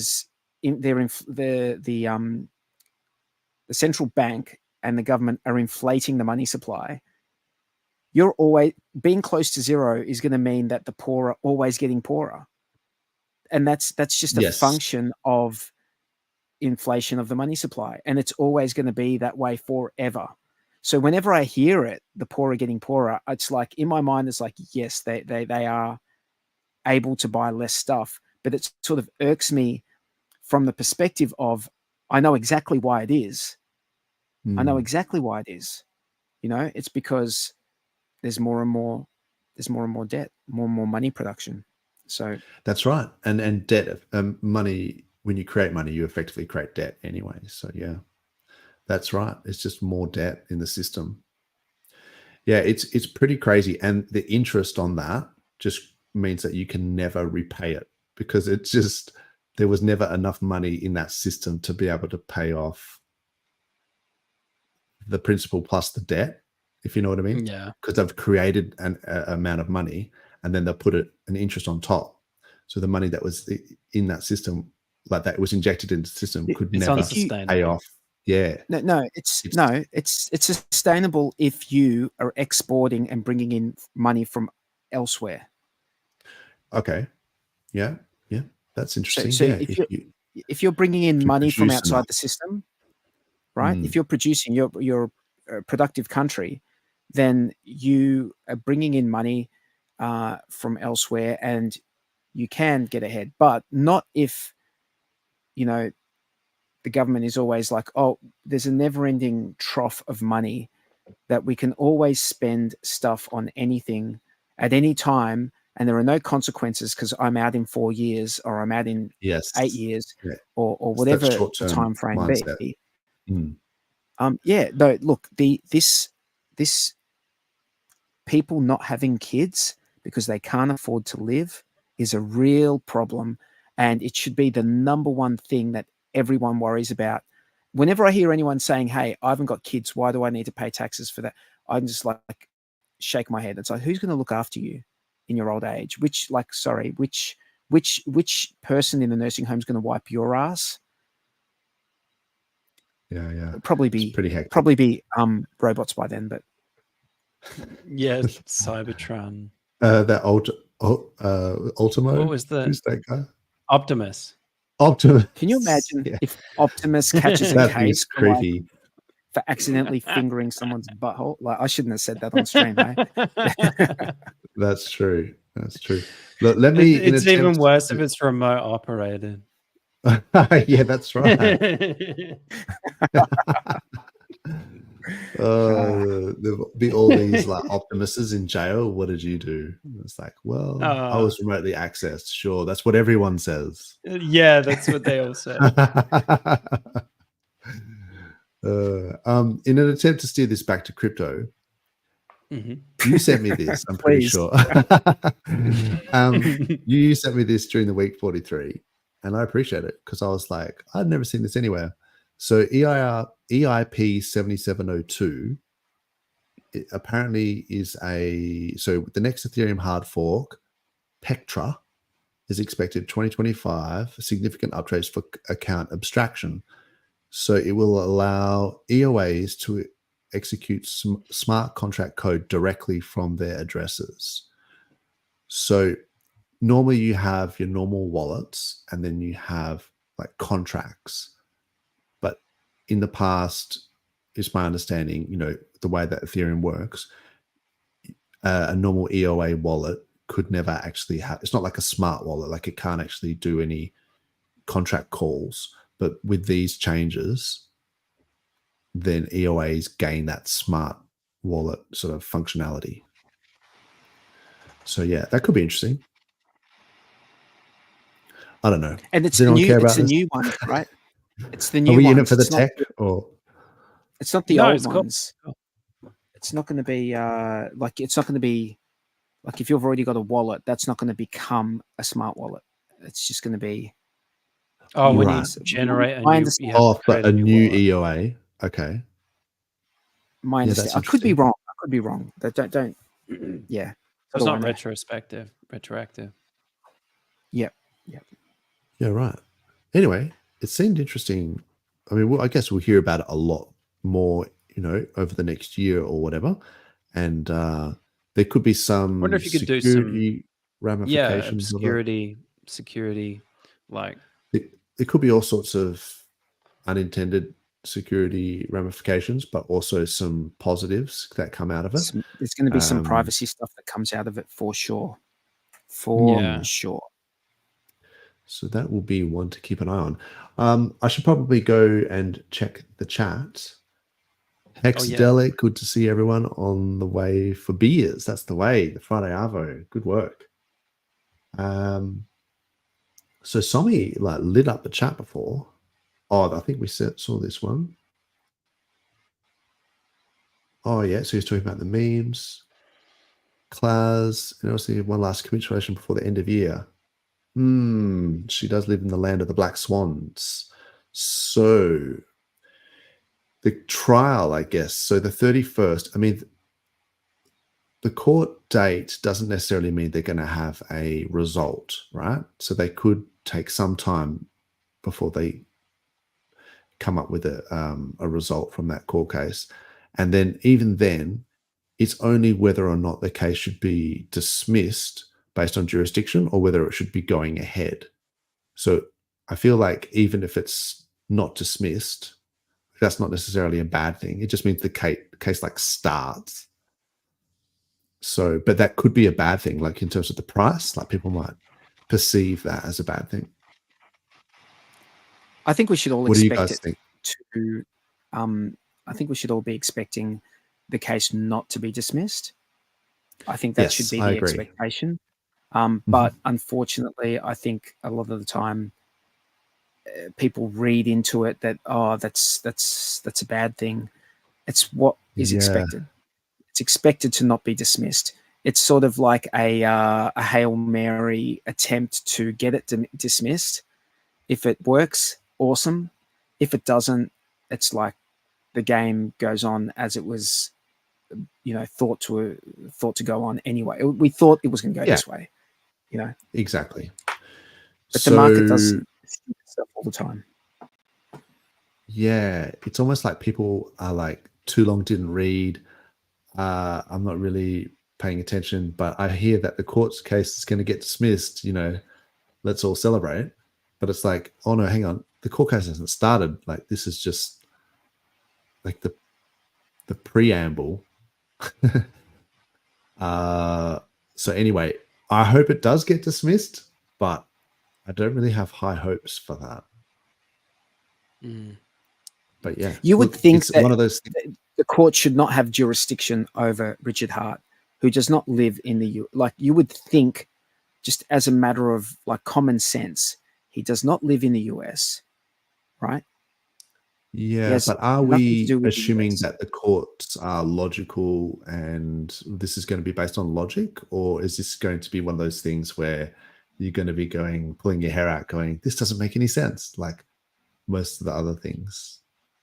You would hope that logic is employed when there's decision making to be made in relation to the law. You would hope that is how it You would works. hope. Yeah. But obviously, I've watched stuff happen with Trump over the last 6 months, and beggars belief. Oh man. Really.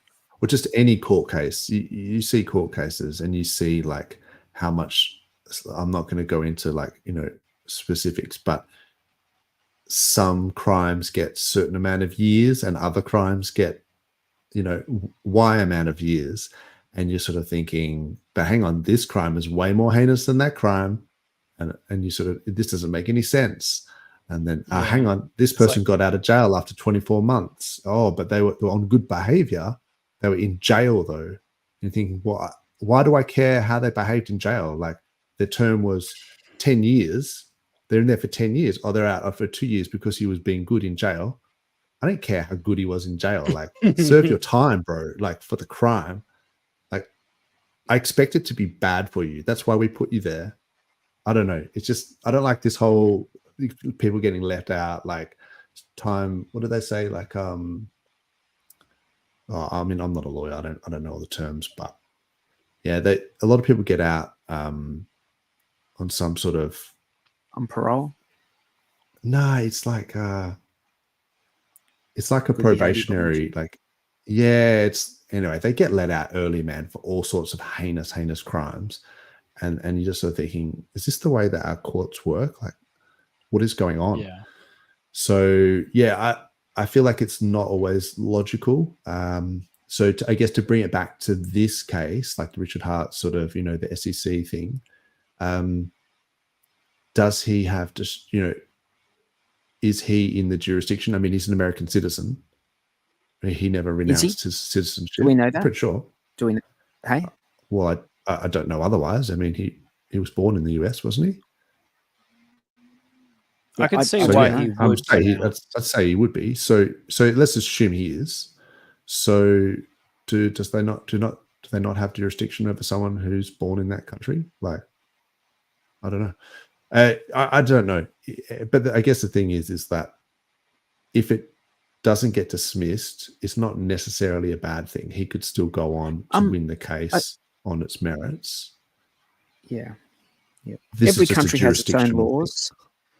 Every country has its own laws. And I mean, you would think that if you don't live in the country, you haven't done anything in the country, and that doesn't make sense. But if you say, for example, like Christopher Skase or something, like, if you live in another country, that was in relation and you to haven't paid that was taxes, but that was, and then they just extradite you that was back. in relation to something. Well, that's in relation to not paying taxes in the country that you came from. Yeah. So Yeah, exactly. But that's what I'm giving an example of like extradition. You know, when just because someone doesn't live in a country doesn't mean you can't be tried in a country for not, you know, obeying the laws of that country if you're a citizen of that country.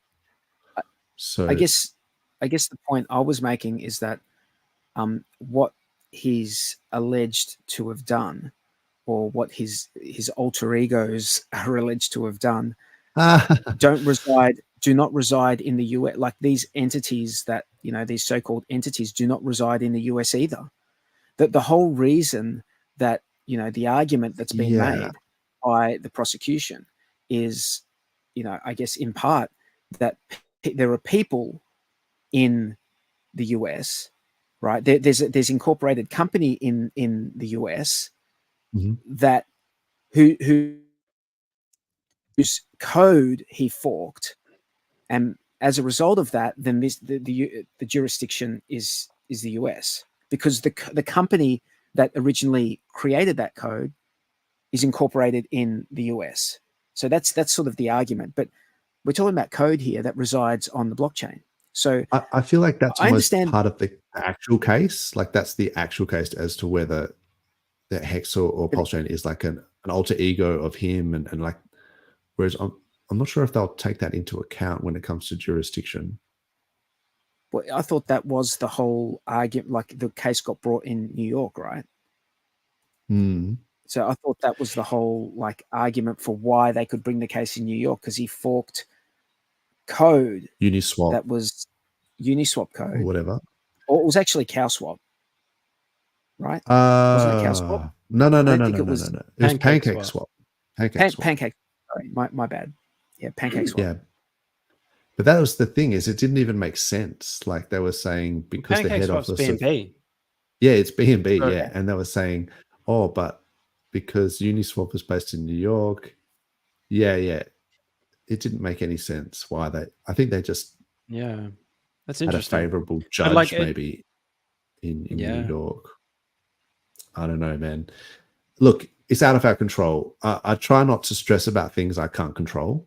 I feel like that's like a good motto for everyone. Like if you can't control something, if you can't control something, then don't worry about it. Waiting for it to happen, and then once you can do something about it, then you can then act. But otherwise, it's just occupying mind space and taking up energy. Don't stress. Well, don't stress if you can't control it. Don't stress. By all means, be mentally prepared for it, but don't like sit there sweating bullets over it. Like you can't change it. Like just you can't change it. Just be prepared or whatever. Mentally prepared for what could go down. Yeah, and being prepared is different. You know, prepare for the worst and pray for the best. So I think that's a good saying. You know, that sort of thing. Hope for the best, but always prepare for the worst. So that's a good motto. But you know, and where people see crisis, there's opportunity. I'm just throwing out fucking fortune cookies here now.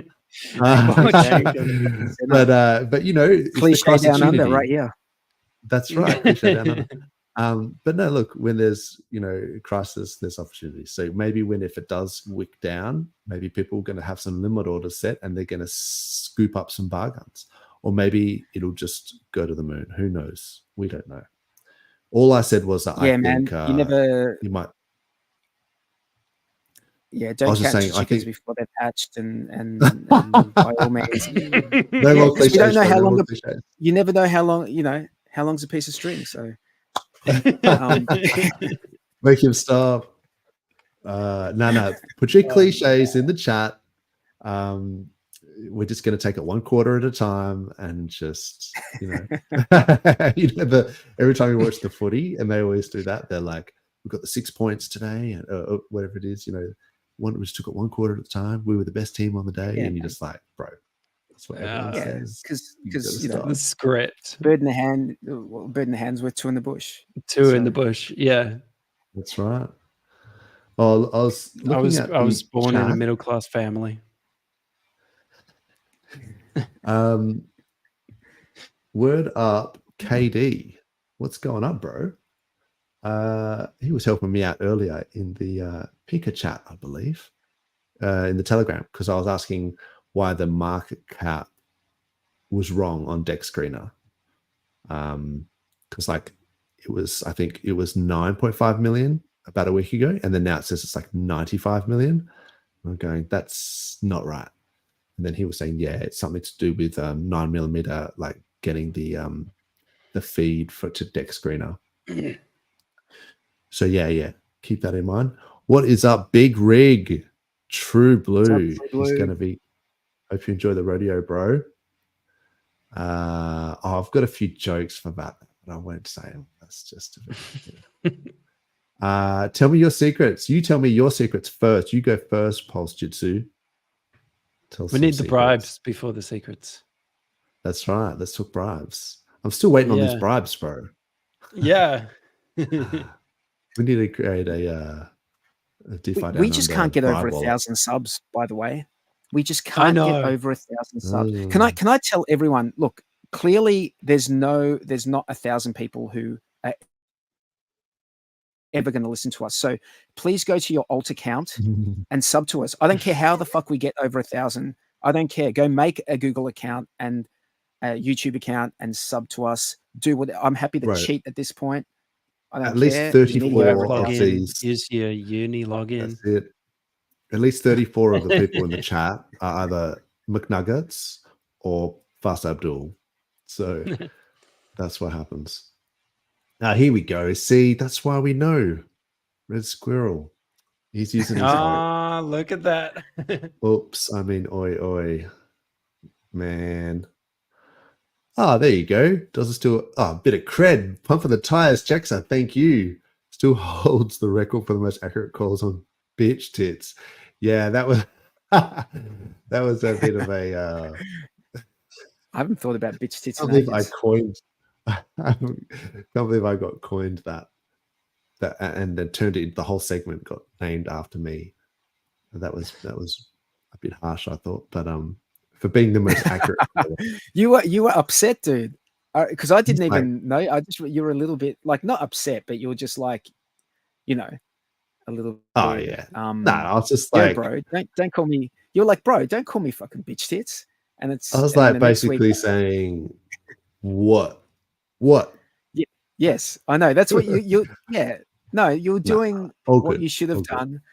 But then the thing is that next natural week, reaction. Dozza, I came on that next week, and it's like I don't give a fuck. I'll call everyone bitch tits. I'll call everyone bitch tits. That's right. I remember now. Remember? And then you were like, I think you had a laugh from that, and you're like, that's right. It doesn't matter. It doesn't matter, man. Exactly. Yeah. It's just it's one of those things. It's like very few people are rude to me in real life, so it's like when people are rude to me online, I'm just like, what's happening here? But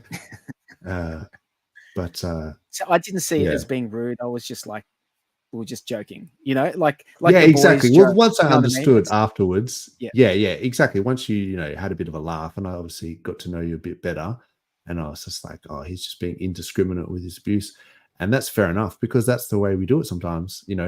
Boys have a bit of a laugh, and I think I was giving you grief earlier about not being on the stream because you're washing your hair. So like, oh really? Sometimes we just take the piss. I missed that. Sorry, actually, I never said that. I never said it. But anyway, I've got friends that just literally we just abuse each other all the time. I always wash my back hair. Yeah, this is what the boys do, and this is actually why I think women sometimes don't understand. Like sometimes women don't understand how we can just like give each other shit so hard.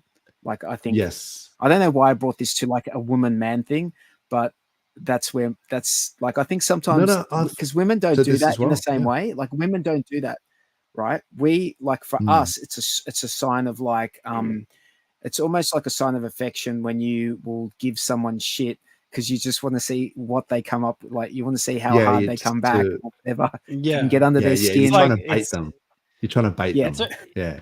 Yeah, but it's like if you can stay standing while they tear you down, and then you tear them a new one. It's just and like, then you go nice, it's just good shits call, and gigs. good comeback. Yeah, good it's comeback. just, if you want the comeback.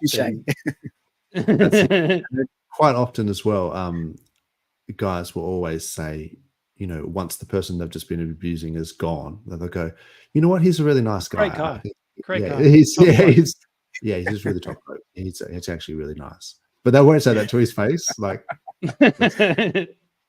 Yeah, but yeah, I just saw this and I just clicked it and then I started talking about something else. But disclosure kids, take my request on Gary Network.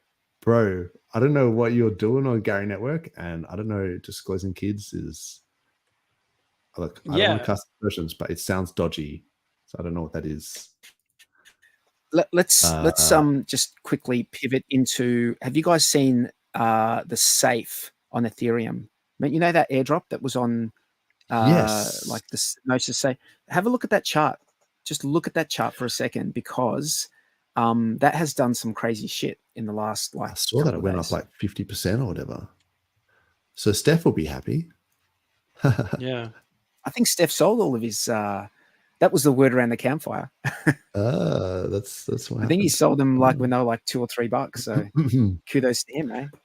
Shout out Steph. Yeah. He's putting that into Ulti maybe.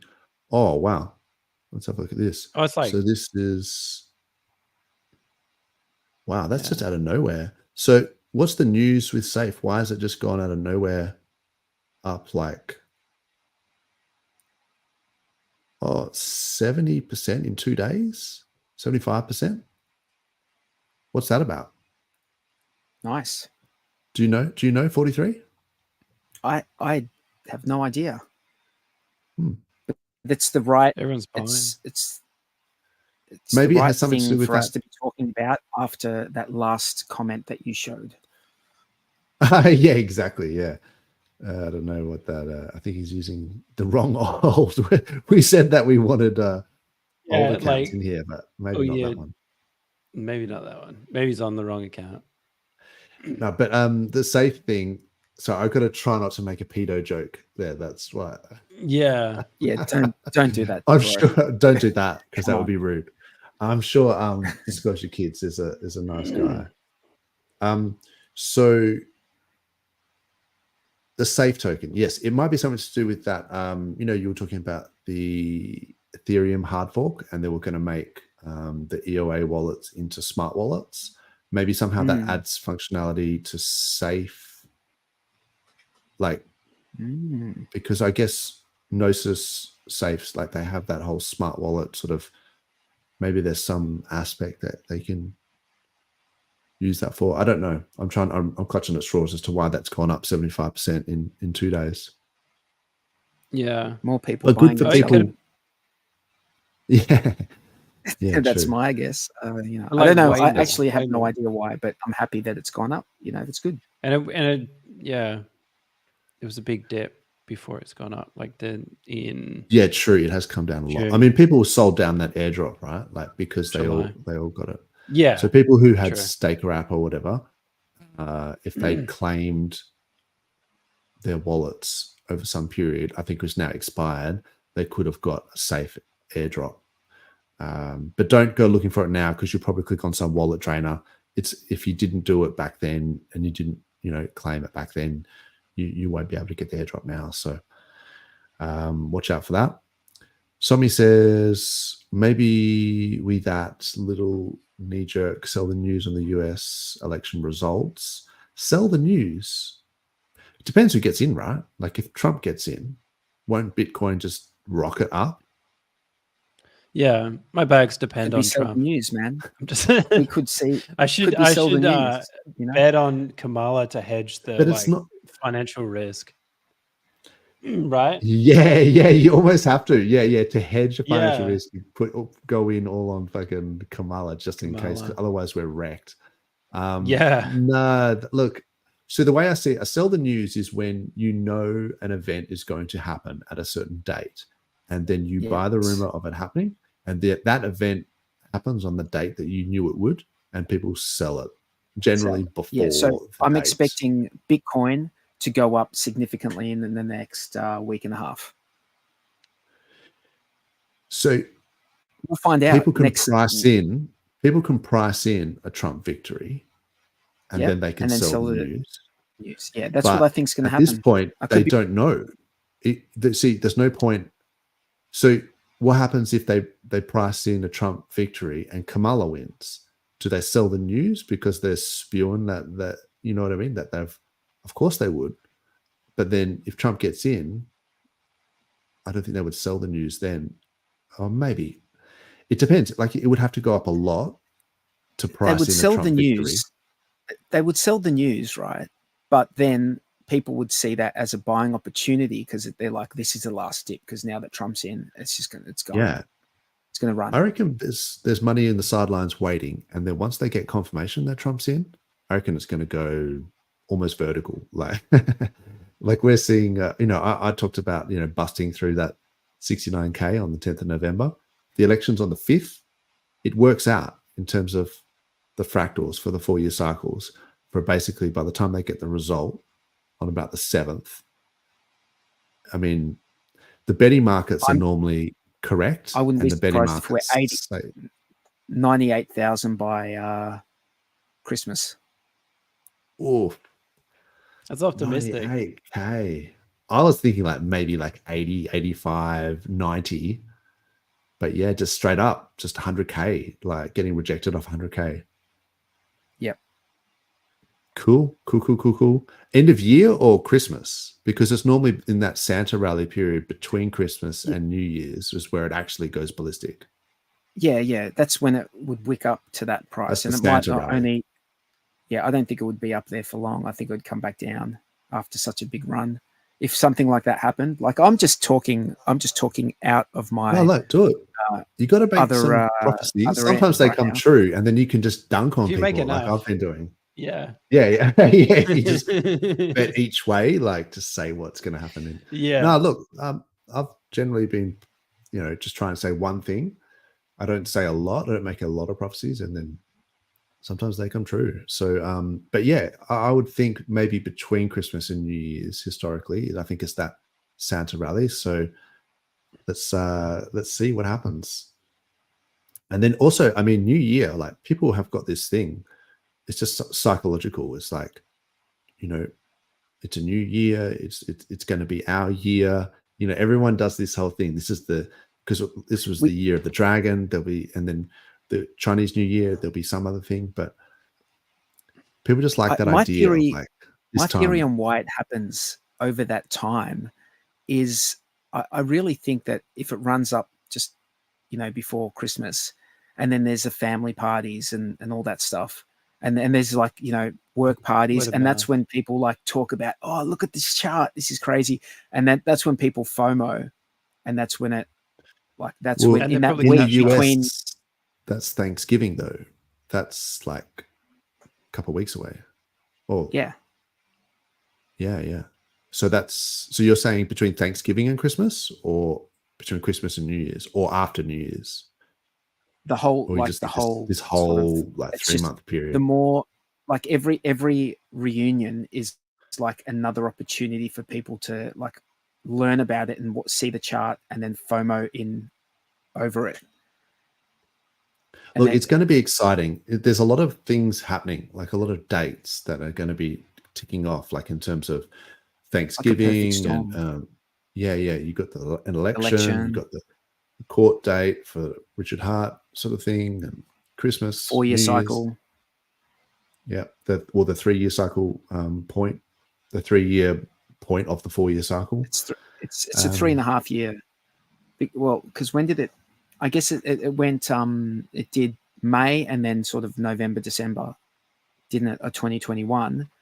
So yeah, I guess it's 3 to 3.5 year point since the last one, which is sort of marks usually the beginning of the run up from the previous all-time high.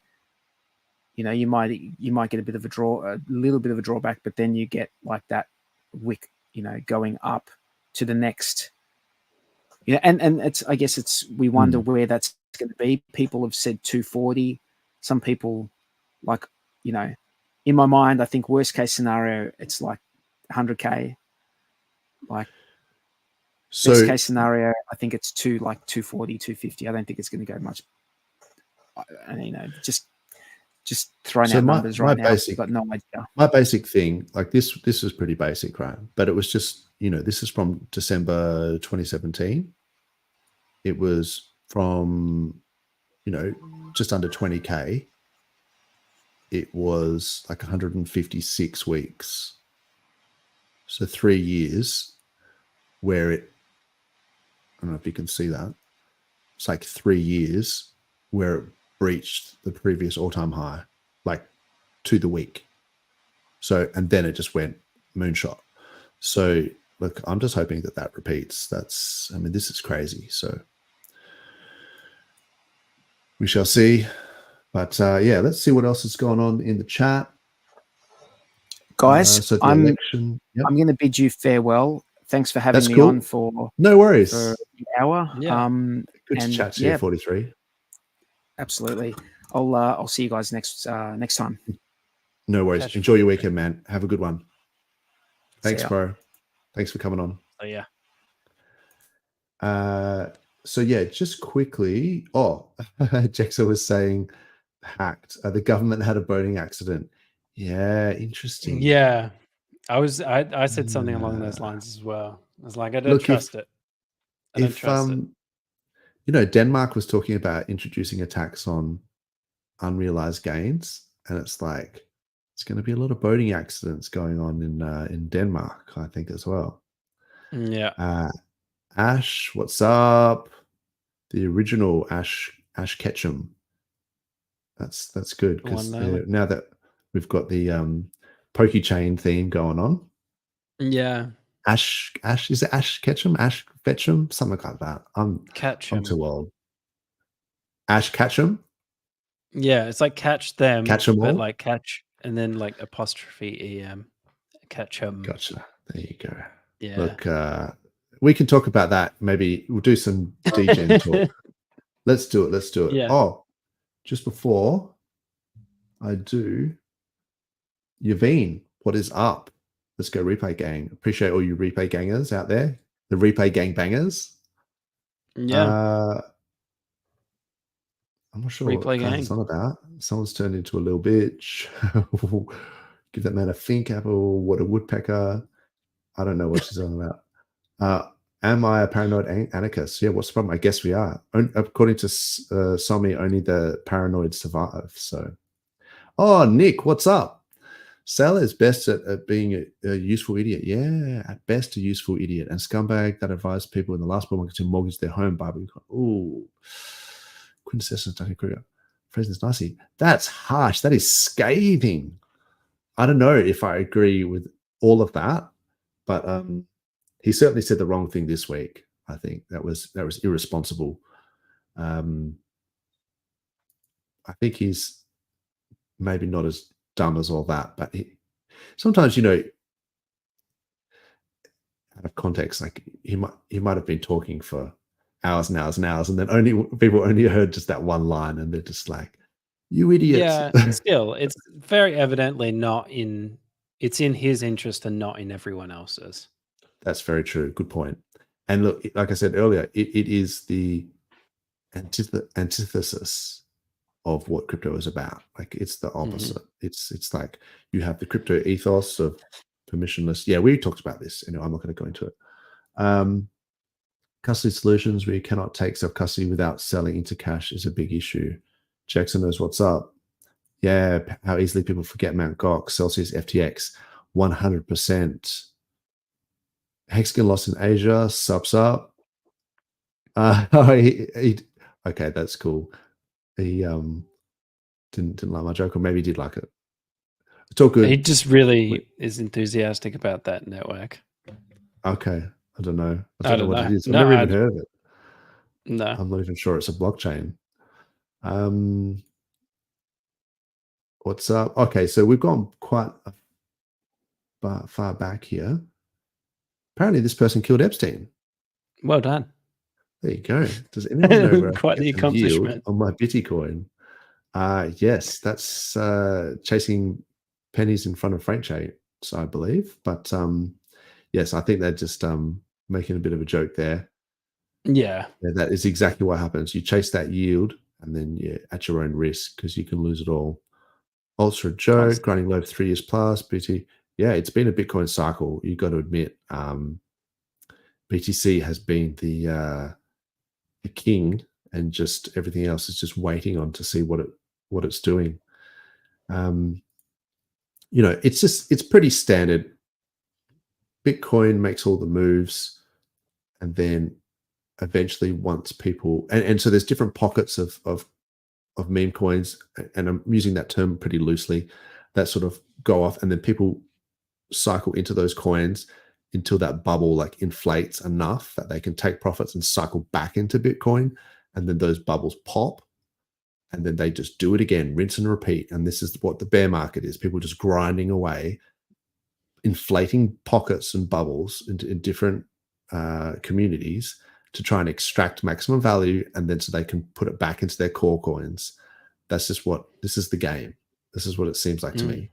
And then at some point, like, there's just so much fever around Bitcoin that all that money sort of goes into these altcoins, and that those altcoins have enough momentum to just keep going. And then that's this magical, mystical alt season that sometimes is the alt season, in the room with us right now. Like, it doesn't feel like it. No. And that's the reality, is that's the game we're trying to play, is we're playing for that 3-month to 6-month period every 4 years. But anyway, sometimes you have to learn the hard way. Yeah, it could literally still be like another 6 months away before it even starts. True. But I just keep hoping that there's going to be some catalyst for it to just kick off. But the thing is, you've got to be locked in, because if you miss it, it's all over. You've got to wait another 4 years. Yeah. So that's why we're leaning in. We're sort of leaning in. We're locked in. Sometimes you've got to lock in. Ash, I think he needs to sell his house. Investing billions comes with a lot of danger. Ooh, interesting. People don't leave the houses of kids either. They sell and retire on cruises. That's harsh. Yeah, good point. You're being demographically replaced by design. McNuggets. Thanks everyone for the comments. Josh, I don't remember seeing you in here before, but thanks for all your comments. Even could be 100K, 5% gains unless you're gambling with leverage. Yeah, a lot of people using leverage, and it's a great way to get wrecked. I've never done it myself, but I've seen people do it, and it's like, I don't know. Even there's memes about doing leverage where like Pepe's like changing the little diagram like with leverage. That gives me anxiety. Even that gives really me that meme. I can't just that meme of like it's just push, and then Pepe comes over his shoulder and pushes the leverage. And cranks it up like 100%. That's good stuff. I can't watch it because it's like the leverage in it. Like, it's literally like, oh no. I like that meme, but it doesn't. It's a good really meme. I will admit, because if the leverage goes both ways, right? So if it goes he wins down, in the end, but that's not the point. Is like that anxiety, stress inducing, like, it's just I've got nothing, but I'm like scrolling the leverage across, and if I lose everything kind of mentality. It's like, and it's a lot of money in that meme as well. It's like it's like his full stack. Yeah, that's so funny. Funny how memes stick in our head. 1960s raised a family of one job. Yes, this is a good point. You can be working 2 jobs and still can't afford a house. This is just like fully reiterating, what we were saying. OnlyFans girls make 60x the income as a man laying concrete. Yeah, man. I've helped my friends move who pour concrete for a living, and pushing barrows and stuff. It's hard yakka. We need them too. We need them so bad. You pour pads and construction. It's vital. So but yeah, OnlyFans. Yeah, I mean, we've got a lot of simps out there. I don't know who's paying for that. I don't understand how OnlyFans is a thing. It's like what? There's just way more like soft soy boy cucks out there than I think I care to realize. It's slowly, it's like rotting away at the like foundation of society. It's not good. Yeah, it's not great. I mean, I don't know why people would be paying and simping for women to. I don't even know what OnlyFans is, so I don't even know what they get out of it. But it's like, money What? somehow. The Psychology of Money by Morgan House is a good book. Investment. Yeah, I especially agree. everybody. I actually put a tweet in the private chat. Oh, Where okay. it's just like it's a it's a nice book. It's a pleasant read. It's just about the stock right. market, Look, though. I've read a few of them. Yeah, a lot of them I just boils occupy down my to time with, compound like, interest. And, nonfiction. yeah. Oh, are you breaking up? Maybe I mean, broke up. I've been learning about super strings and stuff during the week. Look at different things. And can you hear me? Yeah, I can hear you now. Okay, it looked sorry. like on my screen and on the stream you were like breaking up. All good, all good. Maybe I've got too many things going on. Too This many was your tabs. link. That's right. Yeah. Yeah. It was the just one says that you shut were up and saying. wait. Yeah. Oh, okay. Interesting. And that's just that's like since 1871. Yeah. See what I mean? Like it's just the like be in the market, not timing the market. Yes. There's a couple of good books. I forget. I can't remember all the names now, but over the years I've read a lot of these sort of things. And obviously Warren Buffett is quite famously sort of says that it's very hard to outperform the S&P 500, like the index. So if you just traded in like in the index, like the S&P 500, you pretty much outperform in the long term over any other stock. So I guess that's that, slow and steady. So it's Hex kind of has that attitude as well, like where you just stake it and you just literally just wait, like it's like a long-term thing. So yeah, that's true. I think a lot of people want the get rich quick, which is like your meme coins sort of thing, but it's very hit and miss, and a lot of miss, very few hits. Very few hits. But yeah, Nick Eddy is a good guy.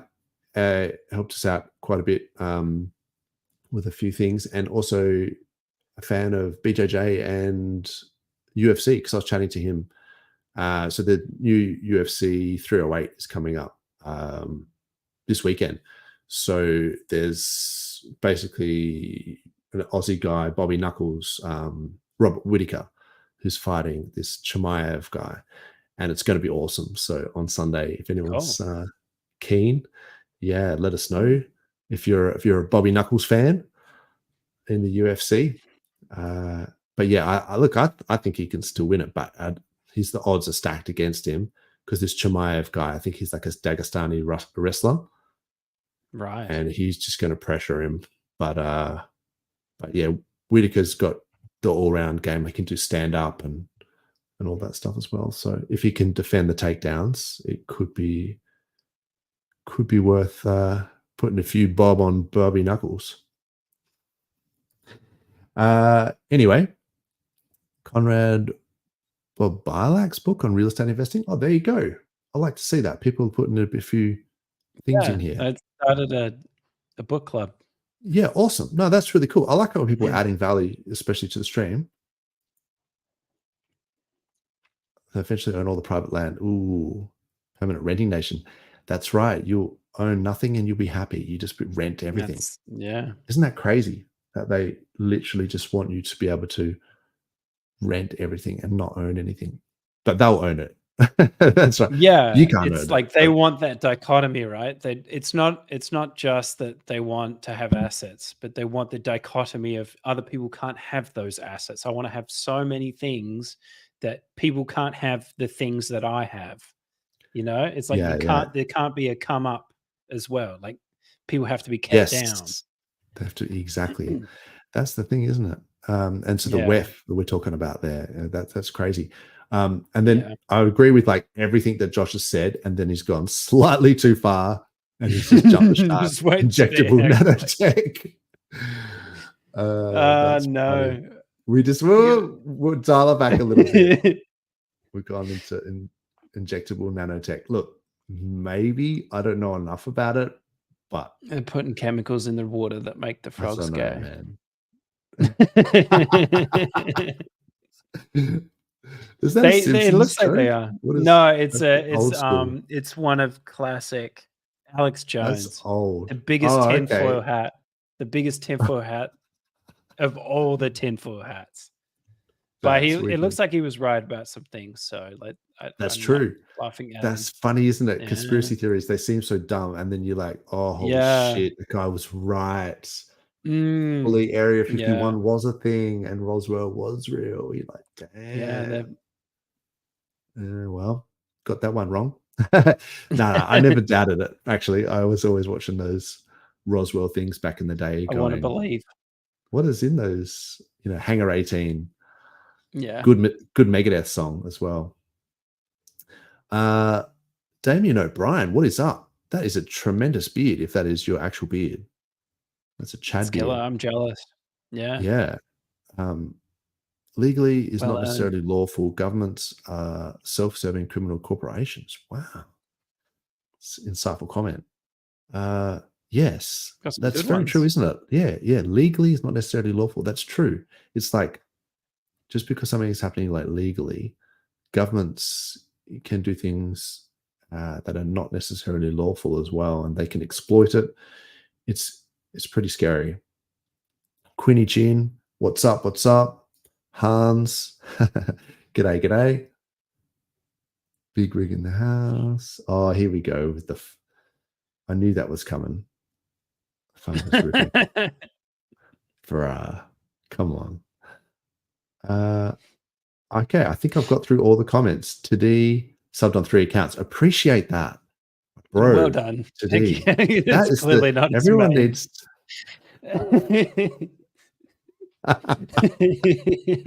That's not his main one, you reckon? Might the be, profile might be. picture. I'm not making fun of him. I'm not. Come on, bro. No, we appreciate that. Everyone needs Thank to you. Thank you. step up to today's level of like Well help us done. get over this 1,000. We appreciate you. See that the Flux team put together an election betting sign on PulseChain. I did not see that.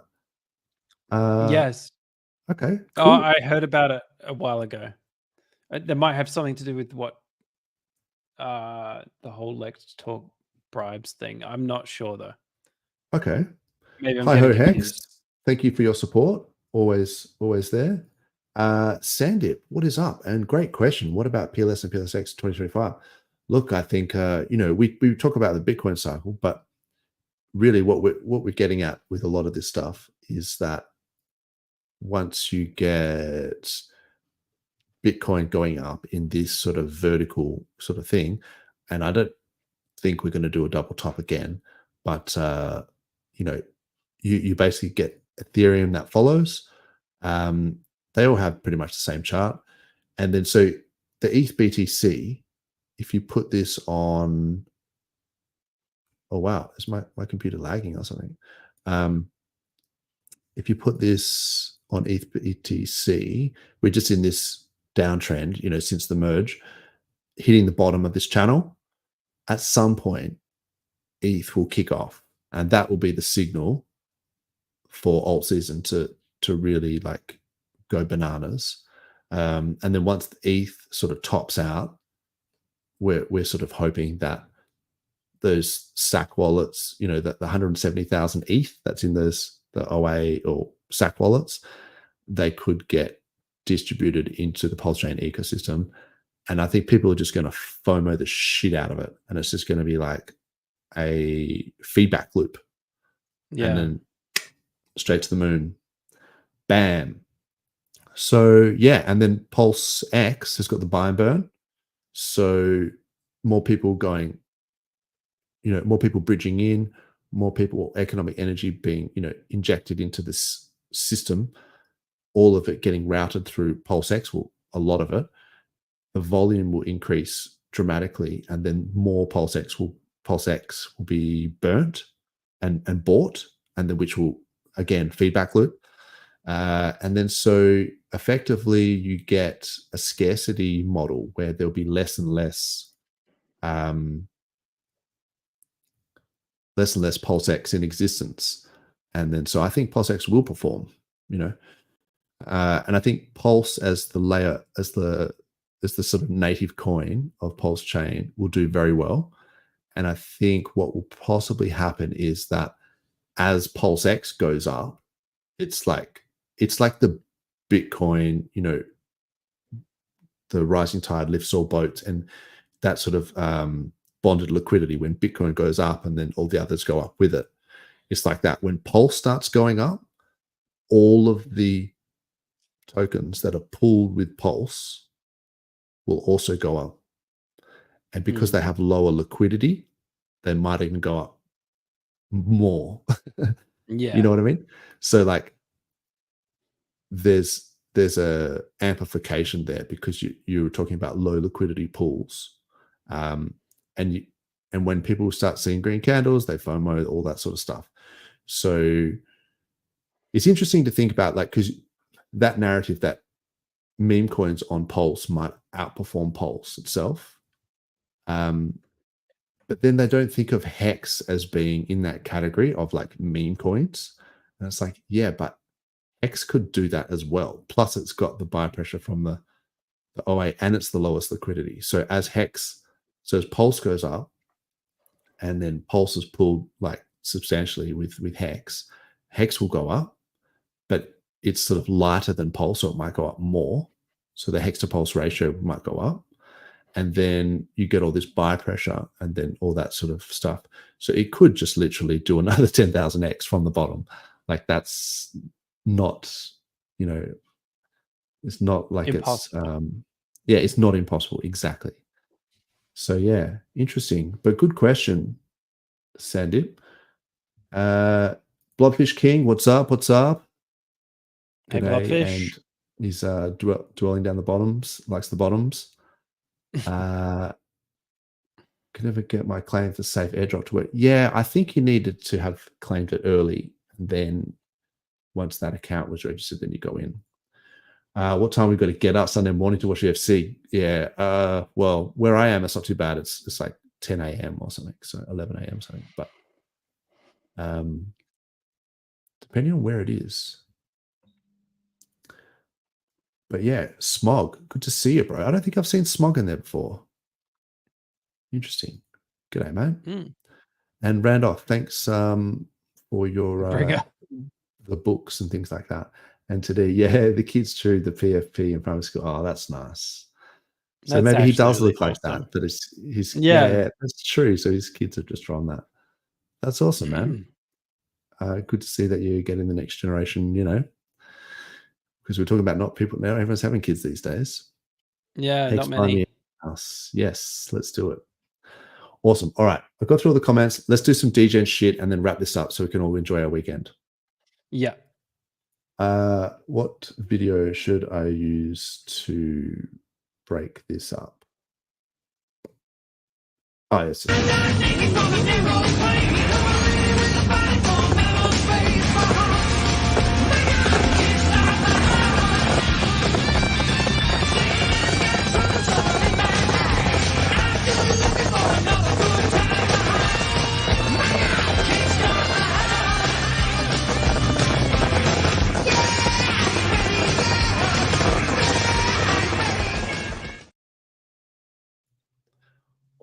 All right. That just gave me enough time to bring up these charts here. So very quickly, I think we talked about Hex earlier, and I was talking about that, how it might be bleeding into the trial, and possibly have predicted that earlier. But what I wanted to do was to just quickly look at the Hex PLS ratio, because that's not something that I'd seen in a while. Oh, and please in the chat put in any coins that you wanted to look at. Yeah, so okay, Hex is even going down versus Pulse, but not below the 20 SMA. So it's still, I would say, still in an uptrend. And so we're at 247 Pulse per Hex. Okay. It's good to keep an eye on this, It's good to keep an eye on these ratios. Like, say, Inc. PLSX is another one I like to keep an eye on. So if you price Inc. in terms of PLSX, still going down. which makes sense because ink is inflationary and PLSX is Yeah. deflationary. I Yeah. had a look at most, like Uniswap has one, Pancake Swap has one, mainly the Pancake Swap one. They do Mhm. tend to just kind of trend that way, kind of Yeah. permanently. Yeah, I mean, it's to offset the impermanent loss, right? So people are Yeah. using that because you would be getting impermanent loss in times of volatility. This was interesting because this was the channel that I had for Pulse versus ETH, and then Pulse just absolutely busted out of it. So it was like Yeah. this was a good time to Sorry. be in Pulse wrapped ETH pools, and then at this point it was not a good time, because it just the ratio started to diverge. So, but then now it's almost come back. So I was kind of thinking it might bounce off this, like the top of that channel, but Mhm. it seems to have bounced a little bit sooner, or maybe it's still going. Either way, it's still, I guess if you think of it as being, it was in an uptrend and it broke down here and is now in a downtrend versus ETH. Because ETH has just been going sideways. That's the thing. And because of this whole bleeding into the trial thing, yeah, that makes sense. All right. So we know what's up with the Pulse sort of core coins. Now let's talk about some degenerate meme coins. One thing I've noticed is, so Tangang had released this Kumamon coin. This had been going ballistic for definitely the last few days, but it had been going ballistic for a while. So I'm not sure it's like a good time to buy it now. Probably should have talked about it earlier. But yeah, you got to give credit where credit's due. Like this Kumamon coin has gone like, let's just say if you bought it at like a reasonable time, it's only 180%. That's still pretty good though. That's like 2.8x.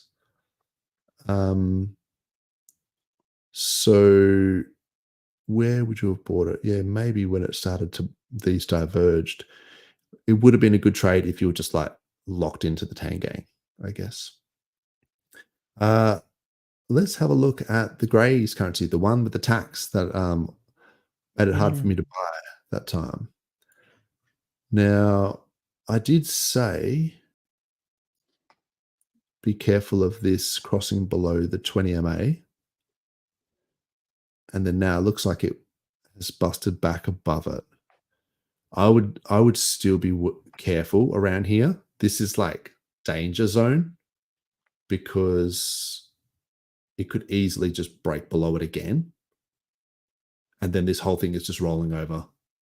So yeah, I would be de-risking personally if I had made this move, because the 10 MA and the 20 are crossed over. And it looks like the 50 as well. They could all cross over here. Okay, not great news there. But look, it still has a opportunity to do that trinomial inflection and go up. So I'm not saying it's like sell it and forget about it. Just keep an eye on it because it's in that zone. SolidX, I mean, a lot of these things are pulled with Pulse. So they've just been going down because Pulse has been going down, like in the last week or whatever.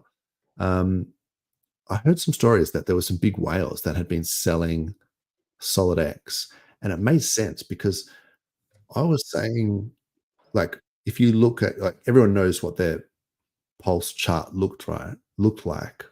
Like it was like the Pulse chart, in the last couple of weeks or whatever, kind of has done like this sort of thing and gone down, right? And if it was pulled with Pulse, then how come SolidX didn't like at least go up with it? Yeah. Like the only answer is that someone's been selling hard, like selling more Of SolidX. Yeah.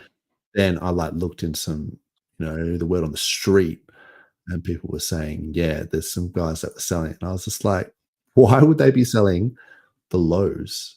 But maybe that's a good thing. But until that shit sorts itself out, like I'm just sort of not interested. Pika.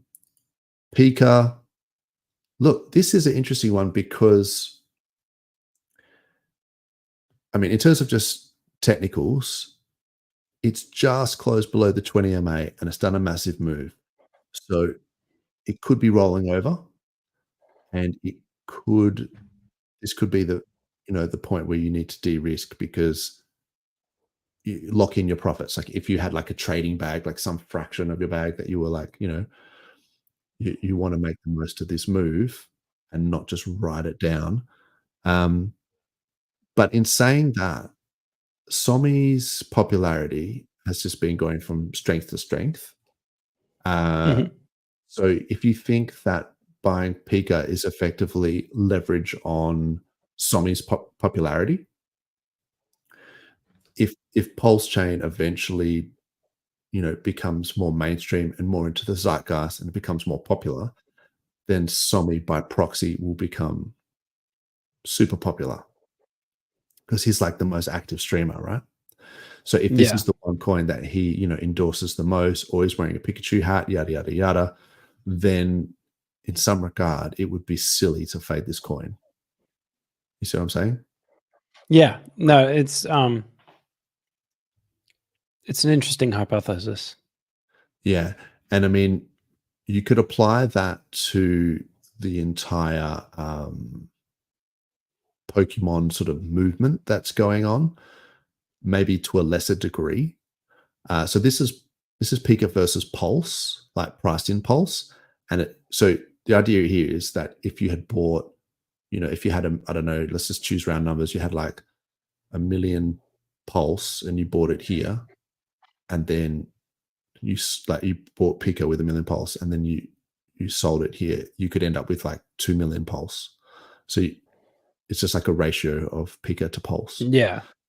So if Somi is going to be becoming more popular as the bull market continues, then you could, the thesis would be that the, Pika would perform well as well. But it is a meme coin, and people, lose interest in meme coins very quickly as well. But yeah, there was, this Poke Center thing. So I don't know if you saw this, but there's a thing at Poke Center PLS, and it's like they have certain Pokemon coins that they have like endorsed, that they're like, you go into their Telegram and it's like, you got to catch them all. Yeah. So Ash will be a fan, but basically they're sort of saying that these are like the ones that are not rugs, because obviously people can just create any kind of Pokemon coin and they could be rugs. But this Poke Center place, like they've a Telegram, they sort of endorse, like say Pika, for example, Pika to Pico. But then there's other ones. There's like whatever this is, Ditto and Snorlax. Oh, that's slightly homo, but okay. Whatever floats your boat. Look, I might be too old for some of this shit. I don't know. Mudkip. Ormy. Blastoise. I like Blastoise. Like if I was out of all of them so far, like it's at least it's slightly like more manly. Yes, my man Blastoise. Okay, so anyway, you get the idea. If you're into this stuff, then whatever. If you're not, then who cares? Yeah. I also noticed that it's not actually. Oh, so there's one called Eevee. Oh, because Eve. So this is Tangent's friend. Illegally Eve. She is into the Tang Gang or whatever. And yeah, so look, so she's leaned into this Eevee one. So if she keeps posting stuff in bikinis with like Eevee, like it's going to get adoption. It's Pumpermentals. It's Pumpermentals. So like, whatever, fade it or not, but like keep in mind that this stuff exists, and may or may not have appeal to some people. So one of the things I was going to say was yeah, Wall Street bets. So I maybe should have said this earlier. Yeah. This is the whole there will be signs. So this is a massive account, 830,000 followers. This is our meme. Like if these guys are talking about memes, we need Richard Hart as the meme. So if we're posting on Twitter and stuff like that, we need to like lean into these memes more because they still stick in people's minds. That's just what I'm thinking. Because you know how there's this whole, okay, so for example, like during the week, there was this truth terminal thing. And there was these 2 AI chatbots. I think they were instances of like Claude, and that they were like talking to each other like for infinity. And they eventually came up with like a meme coin. They called it this Gotimus Maximus or something. It's not that smart. Like you would have thought for like, AI, they would have come up with something better. But anyway, they came up with a bunch of stuff, which was neither here nor there. But this coin, it went up during the week. Let me see if I can find I'll be back one sec. Yeah, that's all good. Sorry. All good. This Gotimus Maximus. Oh, is it on Sol? Yeah, I mean it's still going up. And it's just dumb. Like it's like these 2 AIs that just come up with this coin. There's this whole lore about it. It's on Solana. But I don't know. Maybe it's got legs. Who knows? I hear a lot of people talking about this truth terminal and all this sort of stuff. But the other thing is, so there was some more. Maybe I should say this for another time. But I'll bust through it real quick. So there's a couple of videos. Let's go with this one. So there's a couple of videos from like this Murad guy. I'm just going to assume you guys can hear this. So maybe in the chat, tell me if you can't hear this. In cults, you essentially have a supply restriction because if it's a legit cult, you have people that are hardcore diamond-handed. So even if something goes 10x, they're just not going to sell. They just don't care. Like they're so obsessed that you're not going to have sellers. Right. You're not going to have dumpers, right? Second of all, that's on the supply side. On the demand side, you essentially, because people are so passionate, you have an army of schizos, so to speak, that are going to be working for your bags even while you're asleep. And last but not least, you get what we call free cult labor, which is engineers, designers, influencers contributing to the community, aka the token, for free. So essentially, in Silicon Valley speak, you're collapsing user acquisition costs to 0, right? Or to near 0, right? Second of all, where do they come from? It's very simple. If you don't make poor people rich, or if you don't make middle-class people richer, you don't have a community. Because, and this is why it actually doesn't matter if it's a meme coin or a technology project. And if you look at past cycles, the biggest outperformance have always been cults. BTC, I'm sure you would agree that it's a cult. Right. Ethereum and Solana are culty to some extent. Yeah. Ripple, very famous cult. Cardano, very famous cult. Even Luna and Hex, which had a bad ending. So he fully mentions Hex as a cult because it is one of those things that everyone just sort of knows, is synonymous with cult. And I mean, Ripple, the guy had just, I think it was on the Ripple founders. Was it the Garlic House guy? Or might be a different one. But he just donated to the Kamala thing, like their presidential election campaign. So I don't know. That's just a bit slightly soyish for me. But yeah, awesome to see Hex being thought of as like, a meme coin as well, because we think about it in terms of being, trustless yield and all of these great things about it as a saving vehicle. But to other people, they just think of it as a meme coin.